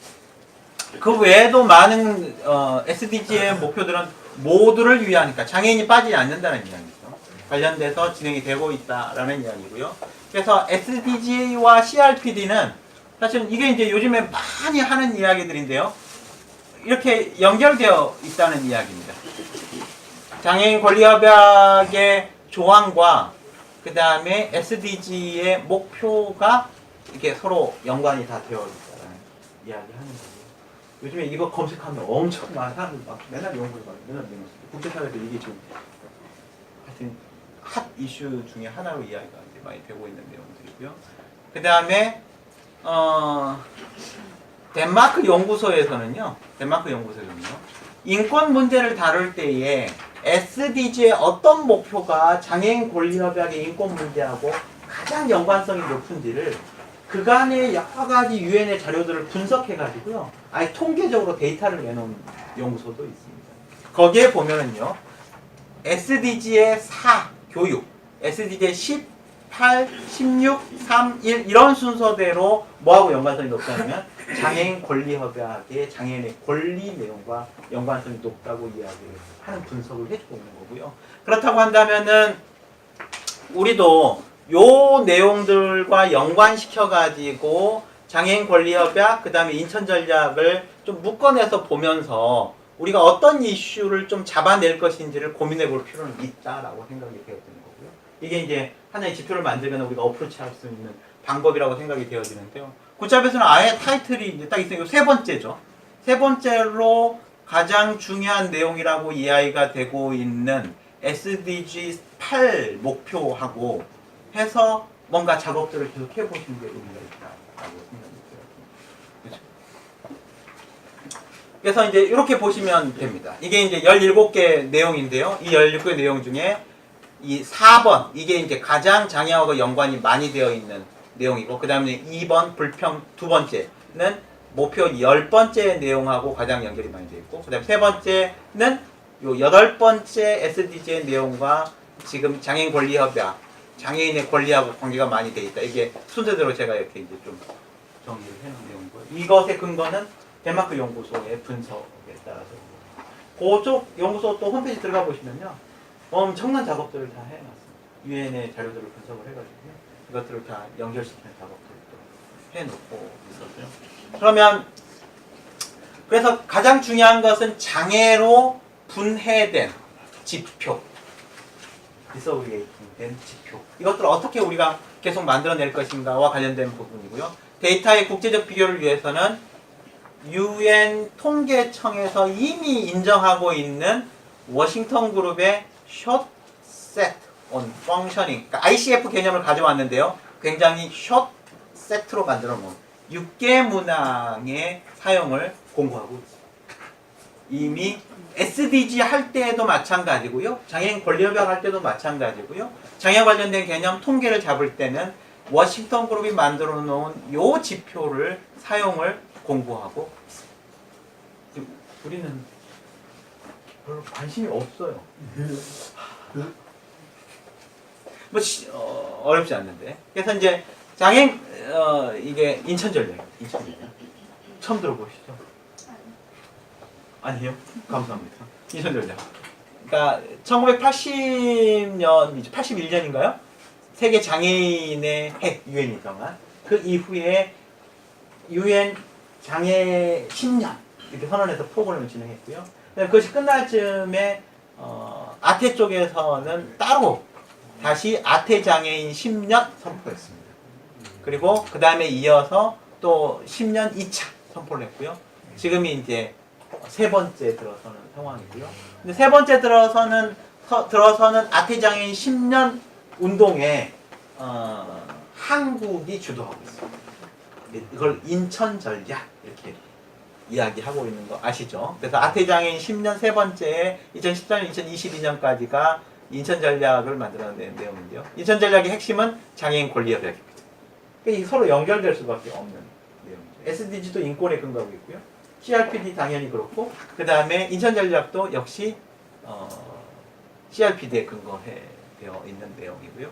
그래서 장애 포괄적 개발을 이야기하고 장애 포괄 개발, 그렇죠? 아까 이야기했던 development, 이거 제3세계들의 계속해서 인권이라고 이야기하고 있는 사회권의 발전된 개념이라고 볼 수도 있는 개발권, 이 부분들을 굉장히 중요하게 이야기하고 있는데 그 개발에 장애가 빠지면 안 된다. 장애 포괄 개발하고 그 다음에 장애인 권리협약의 비준과 이행이 이 지금 아태장애인 3년차의 핵심 내용입니다. 그렇게 되어 있고요. 요거는 뭐 검색하면 금방 여러분들 찾아보실 수 있는 내용이고요. 이게 UN 에스캅이라는 아태의 그 유엔의 활동들을 조직해주고 있는 곳이죠. 여기서 이제 진행을 하고 있고요. 우리나라가 할 때는 이것들은 주도권을 가지고 진행하고 있어요. 주도권을 가졌다는 이야기는 뭐 한다는 이야기냐면 돈을 내고 있다. 예. 그래서 우리 개발원, 장애인 개발원의 사목을 두고 또 에스캅, 태국에 있는 에스캅에 우리 그 김동호 과장님 옛날 복지부 얘기했었던 그걸 파견해 놓고 사업들을 지금 진행을 하고 있는데요. 처음 들어보셨죠? 인천 전략 처음 들어보시죠? 이런 게 이렇게 지금 운영이 되고 있어서, 그러니까 이게 다 어떻게 보면 우리끼리 잔치여서 이게 지금 SDG라 그래도 SDG는 들어보셨나요? 그렇죠? 그래서 일반 학생들은 또 SDG는 뭔지 알고 MDG도 상식적으로 알아야 된다 이런 생각이 있단 말이에요. 그러니까 여기에 뭘 이제 얹어야 되는 거예요? 장애를 얹어야 되는 거죠. 이걸 이제 주류화 혹은 장애 포괄 개발 이런 개념에서 이제 우리가 이야기하는 상황. 그렇죠? 장애 권리협약이나 인천 전략은 몰라도 하여튼 그걸 근거로 해가지고 SDG에 우리의 내용을 얹혀 넣어서 그것이 이행될 수 있도록 진행을 해줘야 되는 부분이라는 거죠. 어떻게 보면 그게 전략인 거죠. 그래서 여기서 이제 인천 전략이라고 해요. ISG 이렇게 이제 쓰긴 했는데요. 하여튼 내용이고요. 사실 이 21번은 국가가 아닌 국제사회 수준에서 측정돼야 하며 각국의 상황에 따라 재구성돼야 모니터링이 가능한 한계를 지니고 있습니다. 따라서 SDG하고 연결할 필요가 있다. 이런 이야기예요. 인천 전략도 역시 그런 한계가 있기 때문에 인천 전략은 이렇게 10가지로 되어 있는데 읽어보시면은 CRPD 내용이 들어와 있기 때문에 SDG 또 연결을 충분히 할 수가 있는 내용인데요. 우리나라 쟁점 목록이 지금 우리 3월에 이번에 이제 1차 보고서에 대한 쟁점 목록이 UN 권리위원회에서 나왔고요. 지금 이제 여러 가지가 복잡한 게 지금 계속 나옵니다. 그렇죠? CRPD를 이행하기 위해서 SDG를 가져왔고요. 그 다음에 SDG 가져온 바야 지금 인천 전략도 같이 가져왔고요. 그 다음에 이거 세 개를 연결시킨 다음에 지금 우리가 이슈로 이야기되고 있는 CRPD의 이슈하고 이 세 가지 것을 다 한번 연결시켜 보려고 지금 생각을 하는 건데요. 그러니까 첫 번째 내용이 아까 덴마크 연구소에서 보면 교육이 장애인 권리와 가장 연관성이 높다라고 이야기했기 때문에 교육을 첫 번째로 지금 내세운 내용이고요. 교육을 첫 번째로 내세워서 SDG 네 번째 목표인 교육과 이거는 인천 전략 다섯 번째 내용하고 통하게 돼요. 그렇죠? 그래서 인천 전략의 세분 내용은 이렇게 생겼어요. 조기 기업에서 아동의 비율, 장애 아동의 초등학교 취학률, 장애 아동의 중등교육 취학률 이렇게 지표가 이렇게 되어 있고요. 이거는 CRPD의 제24조 교육하고 연결돼서 이게 한 묶음으로 우리가 충분히 논의를 할 수 있어요. 그래서 어떤 자립생활센터는 요 내용을 핵심으로 해서 좀 뭔가 운동을 좀 펼치는 게 어떨까 하는데 이런 이야기를 제가 해보고 싶은 거고, 그 다음에 교육과 관련된 부분에서는 지금 이게 우리나라의 이슈예요. UN 권리위원회에서 이런 부분들에 대해서 당신들은 2차 보고서 낼 때에 정확히 설명해 주세요. 진정 상태를 보여주세요라고 한 내용들이 이런 내용입니다. 지난 시간에 우리 살펴봤죠, 간단하게. 그래서 지금 이제 제 이야기는 이렇게 장애인 권리협약 24조하고, 그렇죠? 장애인 권리협약 24조하고, 그 다음에 이 이슈 목록하고, 그 다음에 SDG 4하고, 인천전략 5하고, 같이 통합해서 중요한 지표들을 끌어내서 뭔가 운동을 펼칠 필요가 있는 거 아닌가. 이게 이것저것 막 너무 복잡하게 이야기해서 죄송한데 무슨 이야기인지 아세요? 무슨 말을 하려고 하는지 이해가 좀 복잡한데 SDG는 뭔지 아시죠? 막 너무 복잡하게 이야기하니까 이제 SDG가 뭔지도 모르시는 상황이 됐죠? SDG 4가 왜 맨 앞에 나왔냐면 SDG 4가 장애인 권리하고 가장 연관성이 높다. 이렇게 분석이 됐기 때문에 맨 앞에다 일단 잡아왔고요. 근데 그 교육과 관련된 부분은 CRPD 제24조하고 바로 연결이 되는 내용이고, CRPD 지표는 아직 우리나라에 나와 있지 않기 때문에 그냥 여기다만 표시를 해놨고요. 근데 SDG의 지표는 이렇게 이미 나와 있고, 유엔에서. 그 다음에 인천전략 ISG의 지표도 이렇게 나와 있고.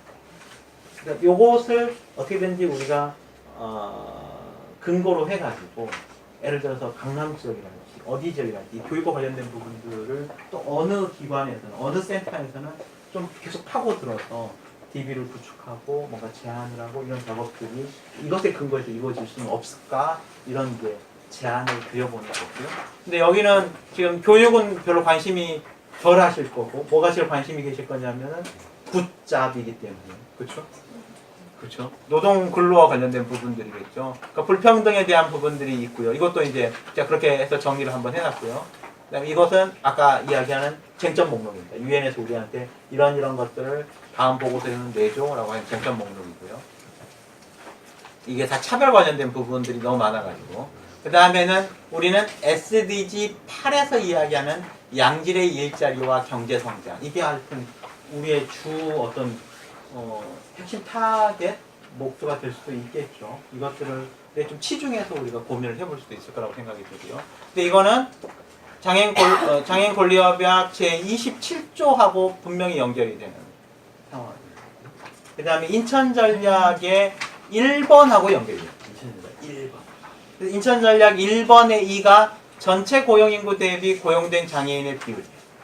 근데 꼭 이걸 갖고 하지 않는다 하더라도 장애인의 취업률과 장애인의 실업률, 그다음에 장애 정도에 따라서 이것들이 지금 선진국과 비교가 될 수 있으면 좋겠다 이런 생각이 드는데 명확하지가 않는 거죠. 이걸 명확하게 만들 수 있는 어떤 틀, 도구 이런 것들이 지금 SDG, 장애인 권리협약, 인천전략 이런 것들을 통해서 그것들이 가능하지 않을까, 그것들을 움직여낼 수 있는 어떤 하나의 도구로서 좀 사용해보면 어떨까, 이런 제안들을 드리는 거고요.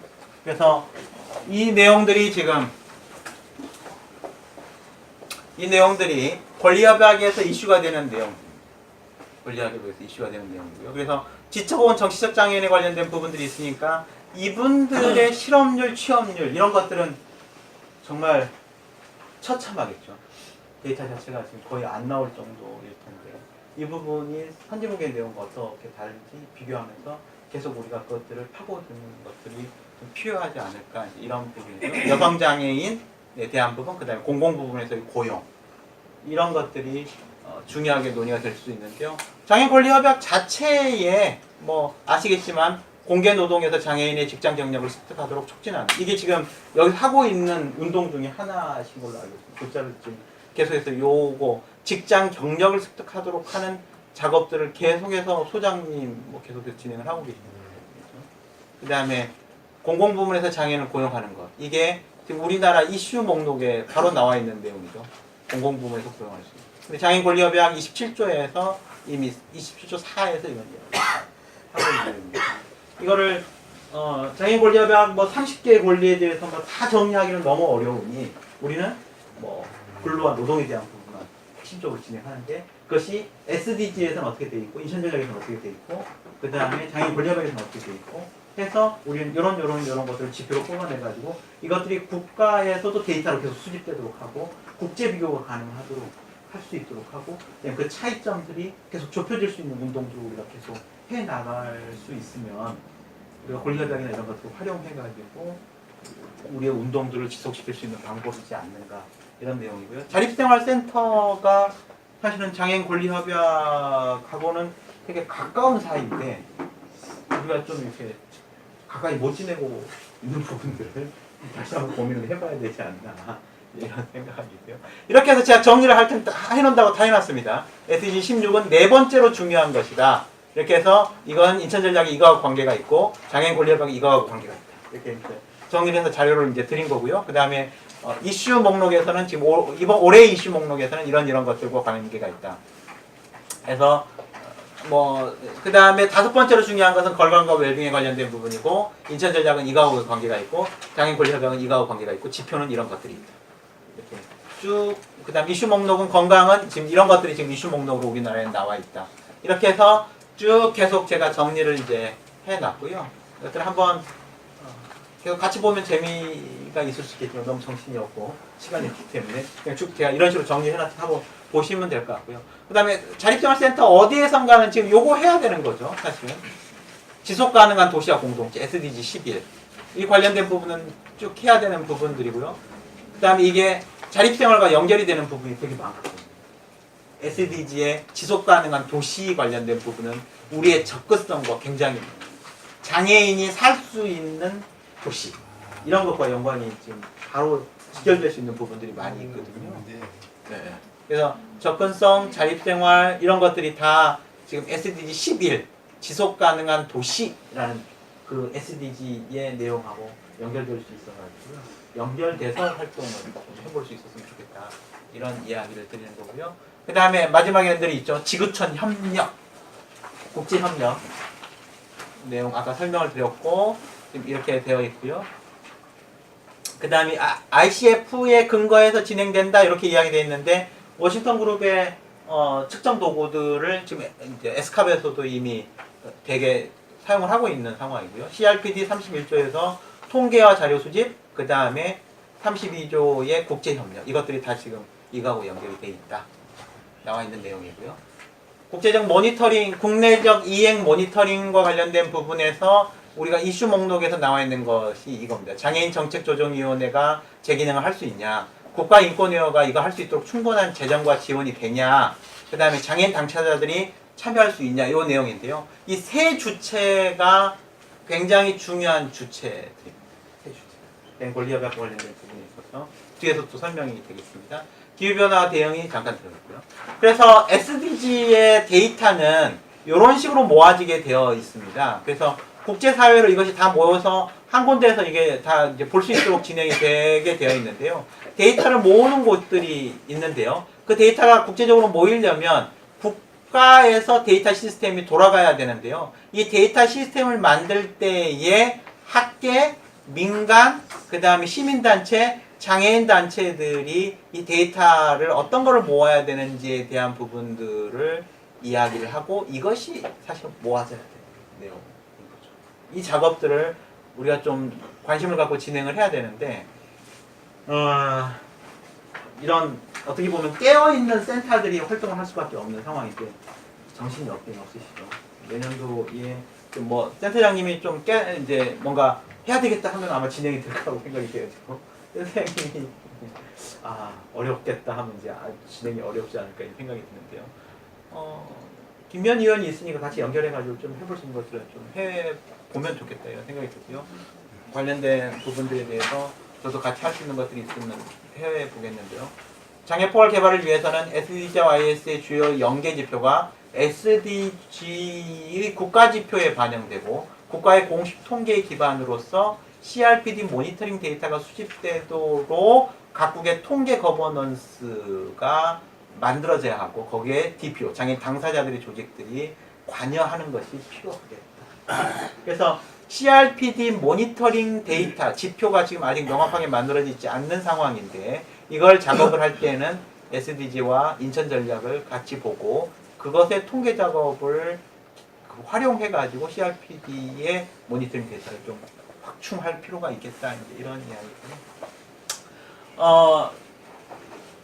이행과 점검 관련된 뭐 CRPD 장애인 권리협약의 이행과 점검 관련된 CRPD의 조항들이 제4조의 일반 의무, 그다음에 제33조의 국내적 이행 및 감독, 그다음에 내용들이 있는데요. 이것들에 대해서 일반 논평이 나와 있습니다. 일반 논평이라는 건 뭐냐면 지난번에 말씀드렸던 것처럼 장애인 권리협약의 조항들이 뭐 간단하잖아요. 하지만 논란의 여지는 굉장히 많겠죠. 법 앞에 평등 뭐 이렇게 해놔도 엄청 복잡할 거고 자립생활 이렇게 해놔도 엄청 복잡할 거고요. 그다음 접근성 이것도 이제 엄청 논란이 많이 있기 때문에 그 해석에 도움이 되라고 연구를 하시는 분들께서 유엔의 그 장애인권리위원회에서 계속해서 자료를 만들어내요. 일반 논평, 커멘터리를 만들어요. 이게 이렇게 해석을 하세요라고 해서 이제 해석서를 계속 만들어내는데요. 이 지금 33조 사망, 4조 사망 이 내용이 지금 모니터링하고 이행을 모니터링하는 것과 관련되어서 이분들이 이렇게 하는 거다라고 그 조항을 해석해 주고 있는데 그 해석이 2018년 3월 16일에 초안이 나왔습니다. 계속해서 지금 일반 논평들이 계속 나오고 있는데요. 일반 논평의 최근 것이 바로 이제 이것과 관련된 내용인데요. 이 내용들을 몇 가지만 제가 중요한 내용들을 좀 뽑아왔는데요. 한번 보시면요. 대표하는 조직들은 아까 그 장애인 권리협약의 내용에서 대표하는 조직이라고 이야기했는데요. 대표하는 조직들은 장애인 조직, DPO 혹은 장애인의 조직, OPD를 말한다. 그렇죠? 그러니까 OPD, DPO는 Disabled Persons Organization이라고 이야기할 수 있고요. 그 다음에 Organization of Person with Disability, 하여튼 장애인의 조직을 이야기하는 상황인데요. OPDS. 그래서 장애인 조직, 장애인의 조직. 자립생활센터는 이제 장애인의 조직에 이제 해당되는데요. 그래서 제3항에서 당사국이 DPO 혹은 OPDS가 효과적으로 협약의 이행과 점검 과정에 참여할 수 있도록 시민단체 역량을 높이는 데 필요한 지원과 자금을 제공하여야 함을 암시하고 4항에서는 이행을 위해서 DPO와 OPDS는 전담 부서와 조정기구에 쉽게 접근할 수 있도록 해야 한다. 이런 이야기가 나와 있고요. 그 다음에 거기에서는 지금 또 역시 이렇게 이야기하고 있습니다. 이들이 자율적으로 자문에 참여할 수 있도록 해야 할 뿐만 아니라 조건을 달지 않는 충분한 자금과 기술적인 역량을 구축할 수 있도록 국가는 DPO하고 OPD를 지원해야 합니다. 이들이 CRPD와 관련된 부분들에 대해서 뭔가 기술적인 역량을 구축할 수 있도록 국가는 이렇게 되어 있어요. No conditional. Non-conditional 이렇게 되어 있습니다. Non-conditional. 조건을 붙이지 않고 자금을 제공하여야 한다. 이렇게 일반 논평에서 그 조항을 이렇게 해석을 해놓고 있습니다. 그래서 좀 더 강력한 이게 이제 올 3월 16일에 나온 초안에서 이렇게 이야기한 내용인데요. 그래서 장애인 당사자의 조직이 엄청 중요한 활동을 해야 한다. 뭘 이해를 하고 장애인 권리협약을 이해하고 이것들에게 관여할 수 있도록 역량을 높이고자 한다면 국가는 이들에게 충분한 자금을 조건 없이 제공해야 합니다. 되어 있습니다. 근데 실제로 국가가 자금을 준 사례가 있나요? 한국에서? 국가가 자금을 한국에서 준 사례가 없겠죠. 근데 한 번도 달라고 해본 적도 없겠죠. 이거를 근거로 해가지고 우리는 이렇게 역량을 높이기 위해서 만약에 한자이나 이런 곳에서라도 이 근거를 가지고 우리 이런 것들에 대해서 진행을 하려고 하니까 자금을 내놔라라고 계속해서 요청을 하면 이 사람들이 몰리겠죠. 이런 근거들을 가지고 이야기해요.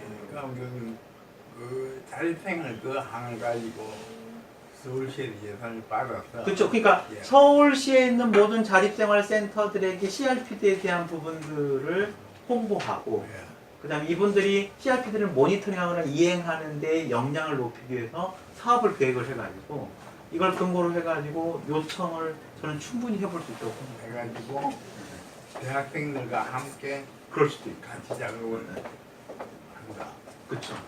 그러면서 우리는 섀도우 보고서, 그러니까 NGO 보고서를 만들겠다. 어떤 항목에 예. 대해서 이렇게 강력하게 주장을 해서 담당자를 만나서 뭔가 이야기를 계속 해보면 담당자 입장에서는 아 그런 게 있습니까? 뭐 이러겠죠. 그러면은 있다. 이거 해줘야 되는 거다. 뭐 이렇게 이제 우리는 목소리를 높일 수 있을 거고.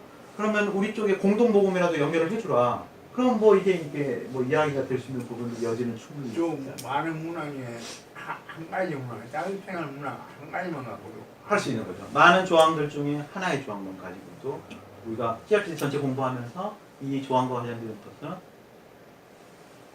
저 너무 늦게까지 있어서 죄송합니다. 해서 뭔가 좀 조율을 해볼 수 있는 사업화 시킬 수 있는 여지는 얼마나 되지 있고 상당히 괜찮아. 그래서 자립생활센터가 자꾸 이제 뭐 이렇게 무슨 뭐 이렇게 사회관리하고 있고 이러지 말았으면 저는 좋겠다 생각을 합니다 사실. 사례가는 이제 아예 하는 게 아닌데. 네. 사회관리하고 뭐 이렇게 하지 말고 뭐 이제 활동 보조는 어쩔 수 없이 이제 우리가 해야 되는 그럼 이게 상황이 건의 의무의 한 그쵸. 종류 아주 강력한 건의 네. 의무. 그러니까 자꾸 권익공업 하면은 맨날 가서 데모하는 것만 권익공업이라고. 때부터 이게 아니고 네. 이거는 완전히 네. 자리고 축을 통해서 네. 아 이게 내가 좋은데. 그런 식으로 해서 자금 요청도 진행하고 뭐 이렇게 해서 사업들을 만들어 나가기 시작하면 계속해서 이건 확장이 될 수밖에 없는 상황들이 아니에요. 이게 법률가들이 자기들끼리 쪼물락쪼물락 하는 것들은 비판받아 마땅한 상황들이라고 보여지거든요. 지금 모르니까 모르고 예. 안 하고 있는 거잖아요. 예. 그렇죠?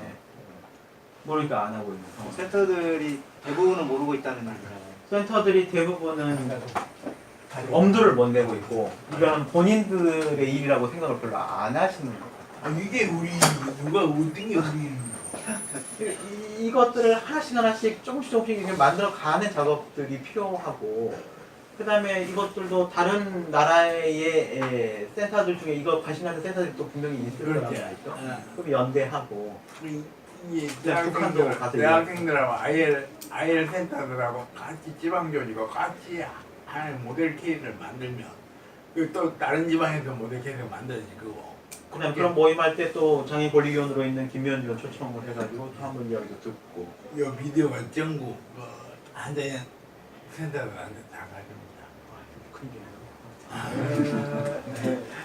그런 식으로 이 부분들을 좀 만들어 갈 수 있었으면 좋겠다. 저도 이거 보고 깜짝 놀랐어요. 여기서 비조건, 아무 조건을 달지 않는 무조건적인 자동차 이렇게 아주 표현이 되어 있는 거죠.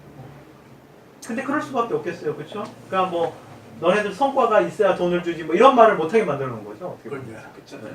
근데 장애 당사자들이 사실 알아야 되는 것은 절대적인 사실인 거고 그렇지 않으면 장애 권리협회라는 것은 제대로 힘을 발휘할 수 없는 거고요.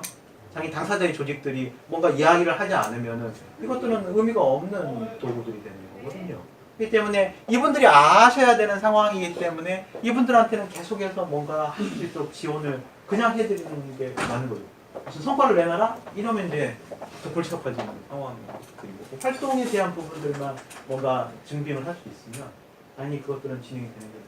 그러면 덴마크나 어떤 선진 국가에서는 실질적으로 이런 모니터링 통해서 NGO 당연 NGO 단체들이 우리들이 많이 돼 있겠네요. 덴마크 아까 그 연구소 같은 경우는 너무 전문적이에요. 근데 저희가 실제로 어떤 자금을 받아서 그렇게 진행하는지는 모르겠는데요. 전 세계의 이런 그 유엔 권리위원회에서 하고 있는 어떤 제안들, 그 다음에 문건들 이런 것들을 다 분석을 다 하고 있더라고요. 그쪽에서는. 그래서 DB를 다 구축하고 있죠. 이런 걸 펀드를 땅의 재단에 이런 데서 받을 수도 있겠네요. 정책 뭐 제안을 해서. 그렇죠. 이런 프로포절들이 나오면 저는 굉장히 좋은 거 아닌가 이런 생각이 드는 거죠. 우리가 지금 어드보컷이 이야기하고 있지만 예. 실제로 지금 다른 방법을 못 찾고 있는 것 같은 딸 생각이 못 잡고 있네요. 그냥 생각이 드는데 이게 지금 자립적 운동의 전통에서 나오는 장애인 권리 협약을 그렇죠. 어떻게 이행에 감독을 할 것인가. 이게 미국의 그 ADA 같은 경우가 예. 실적으로 장애인 당사자들 일자리거든요. 그러니까 구청 같은데 이렇게 쫙 새로운 구청, 시청 이렇게 선거 끝나고 난 다음에 이렇게 쫙 이제 새로운 시장 바꾸고 구청장 바꾸고 그러면요. 그 ADA와 관련된 부분을 교육하고 모니터링하는 그 위원회, 상근위원회가 구성이 되고요. 늘 그 사람들 바뀌고 거기 앉아가지고 계속해서 우리 구청 내에서 ADA와 관련된 부분에서 잘못된 건 없는지를 계속 모니터링 하는 거예요. 그 방에서 계속 그것만 하는 거예요. 그런 조직이 아예 그냥 구청 안에 들어가 있는 거예요. 상부가 되겠네. 예, 예. 그러니까 우리나라에도 그거 만들어 본 적이 있네. 그러니까 이제 우리는 차별금지법이나 이런 것들이 지금 그런 식으로 활용이 되고 있지는 못하잖아요. 장애인 권리 협약 같은 경우가 제대로 이렇게 지켜지고 있는지를 계속해서 모니터링하는 기구들을 활성화시킬 필요가 있죠. 다양하게 이걸 뻗어나갈 수가 있는 가능성이 있는 거죠. 그래서 ADA 때문에 먹고 사는 장애인들 굉장히 많아요. 미국 가면 커미셔너 해가지고 아예 임명을 그거 ADA와 관련된 부분만 일을 하도록 구청에 오피스가 있어요. 주정부에 들어가면. 이제 대체로 신체 장애인 분들 위주로 많이 되기는 되겠죠. 하여튼 그래서 이 부분들에 대한 것들을 조금 더 같이 고민을 해볼 수 있는 여지들이 상당히 많이 있지 않나 이렇게 보여지는데요. 사실은 전담부서라고 하는 포커 포인트가 이제 법에 나와 있는 내용인데요. 우리나라 보건복지부 장애인 정책국이 전담부서인데요. 사실은 전담부서가 정부 내 하나 또는 그 이상 있어야 한다라고 되어 있거든요. 그러니까는 2개가 돼도 되고 여러 개가 돼도 되는 부분인데 우리나라에서는 그냥 보건복지부 내 장애인 정책국이 장애인 권리 협약을 맡고 있는 상황인데 이것도 좀 격상되거나 실제에 이것만 전담하는 부서가 만들어지는 것도 필요하다. 아직 이게 지금 그냥 행정체계 내에서만 그냥 들어가 있어서 담당자만 지정되어 있는 상황이고요. 그다음 조정기구가 있어야 된다고 이야기를 하고 있는데 우리나라는 지금 조정기구는 장애인 정책조정위원회로 이야기를 하고 있는데요. 장애인 정책조정위원회는 여러분들이 아시는 것처럼 비상금 기구예요. 어쩌다가 한 번씩만 나타나는 기구인데 이게 장애인 권리 협약의 전반적인 내용들을 조정하고 있는가? 뭐 하는지는 잘 모르겠어요. 장애인 권리 협약. 근데 여기가 지금 조정기구의 역할을 하고 있는 거고요. 독립기구라고 되어 있는 부분은 국가인권위원회 내용인데요. 이것도 역시 당사국 내에 하나 또는 그 이상 있어도 되는 상황. 근데 이와 관련된 부분들도 우리가 명확하진 않아요. 그냥 법에 이렇게 있으니까 그래 이거는 장애인 정책국이 하고 이거는 조정위원회가 총리실 하나 있는 조정위원회가 하고 이건 국가인권위가 하면 되겠네 이렇게만 지금 이왕에 있는 어떤 조직 안에 역할들만 그냥 나눠져 있는 상황들인데 장애인 권리 협약 자체가 이것보다 더 강력하게 진행이 되려면 이런 부분들의 내용들의 체계가 더 세게 갖춰져야 될 필요도 있는 상황. 지금 상황에서는 우리는 전담부서를 찾아가야 되는 상황이고요. 뭐 다른 것도 다 그 다음에 국가인권위원 정도밖에 없는 거고요. 제일 적극적인 데는 국가인권위원회 내용인데 국가인권위원회에서 이것만 전담해서 하는 사람들은 제가 볼 때 안 계시는 것 같아요. 그래서 이분들도 어떤 자료들을 만들어낼 때는 그냥 법률가들한테 위임해가지고 작업을 하셔야 되는 상황이에요. 우리나라 지금 인천 전략이 5년 남았는데요. 우리나라 인천 전략 외국을 어떻게 발전시키려고 하는 입장까지 있는데 내가 좀 비웃었거든요. 예. 우리나라도 제대로 못하면서 외국을 우리가 하겠다는 게 지금 얼토당토 되는 말이 아니라 난 영어인처럼 전문가라면 외국에 기본이 맞아. 동남아 이런 나라에 뭐 그거나 우리나 뭐 나는 별다른 뭐 그렇게 우리나라에 뭐 데이터도 없고 뭐 그러게 이제 그런 역할을 아태 지역에서 우리가 좀 또 거들어야 되는 상황이지만 우리의 내용들도 지금 이제 또 다른 선진 국가들하고 비교하면 너무 형편없는 상황이라. 근데 아태지역에서는 사실은 또 일본하고 우리나라 빼면은 또 명확하게 자립생활센터가 뭐 이렇게 또 운영되고 있는 데는 또. 아니 근데 다른 생활에가 있으면서도 이때까지 이런 쪽으로 뭐 어떤 관심이나 운동이나 끊임없는 차원에서 이걸 개발 이걸 왜 안 했을까요? 자립생활센터가 이제 지금까지는 양적 확대 시대라고 봐야 될 거고 자리 잡는 시대였고 그다음에 비즈니스가 너무 바빴잖아요.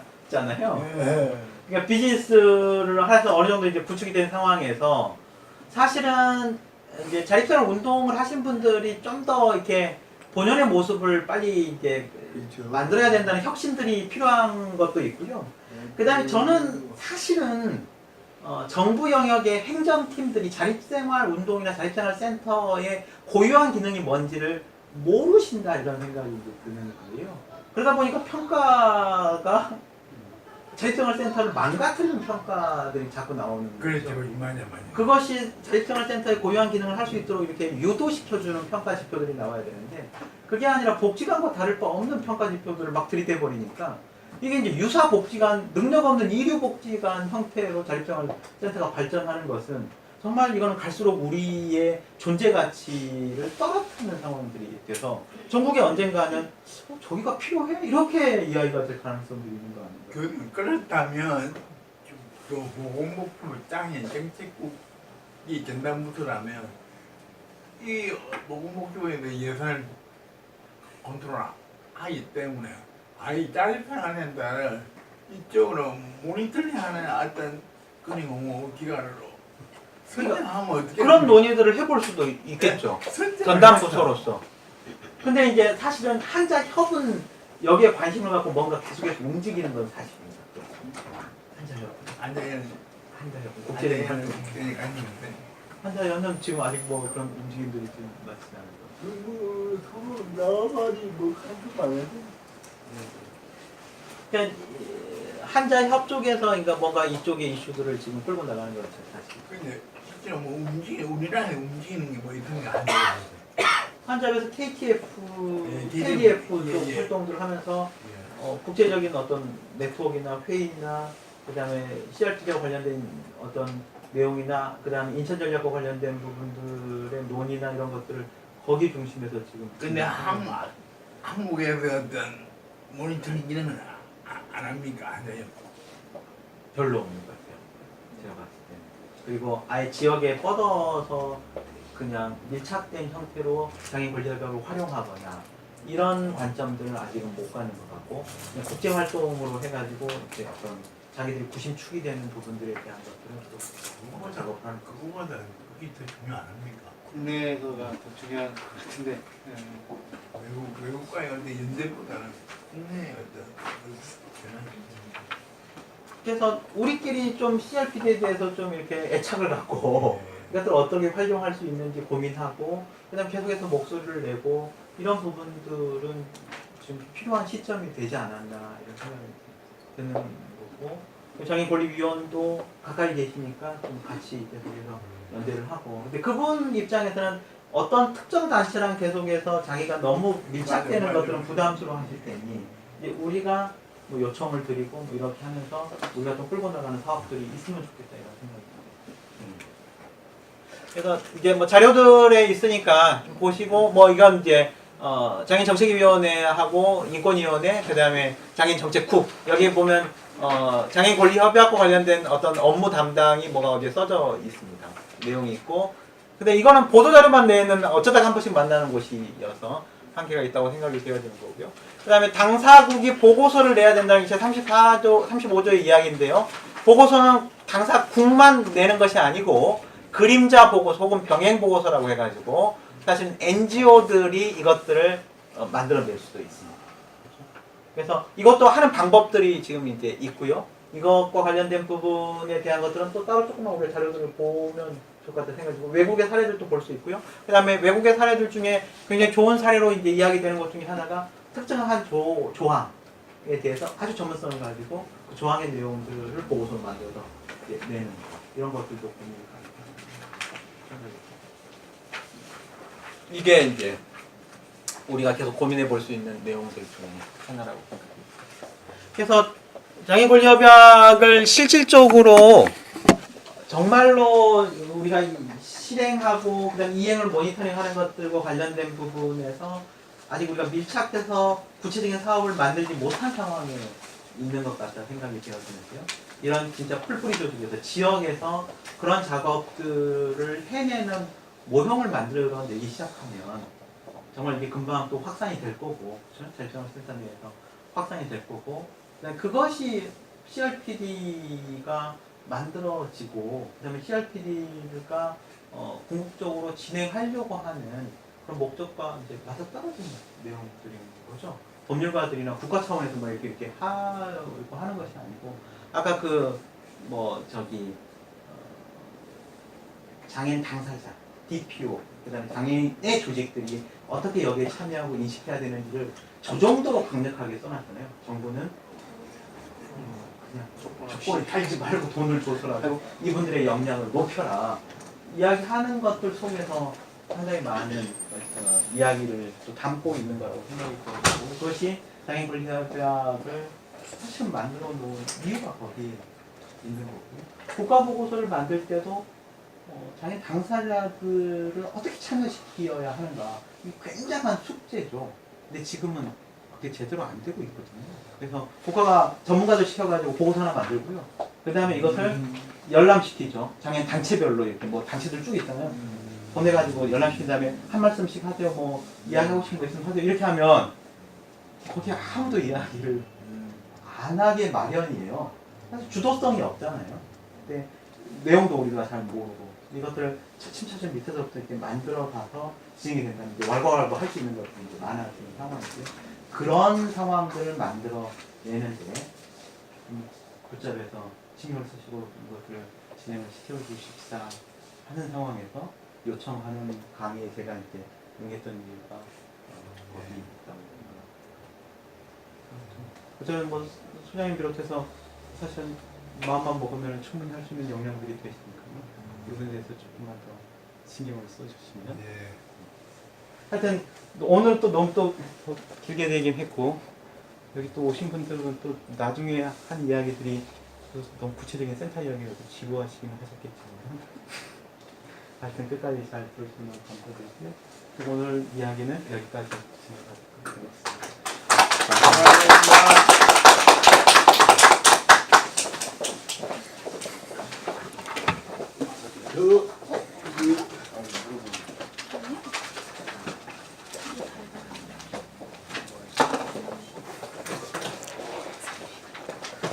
좀 보고 있어. 이게 자기가 수에 걸쳐서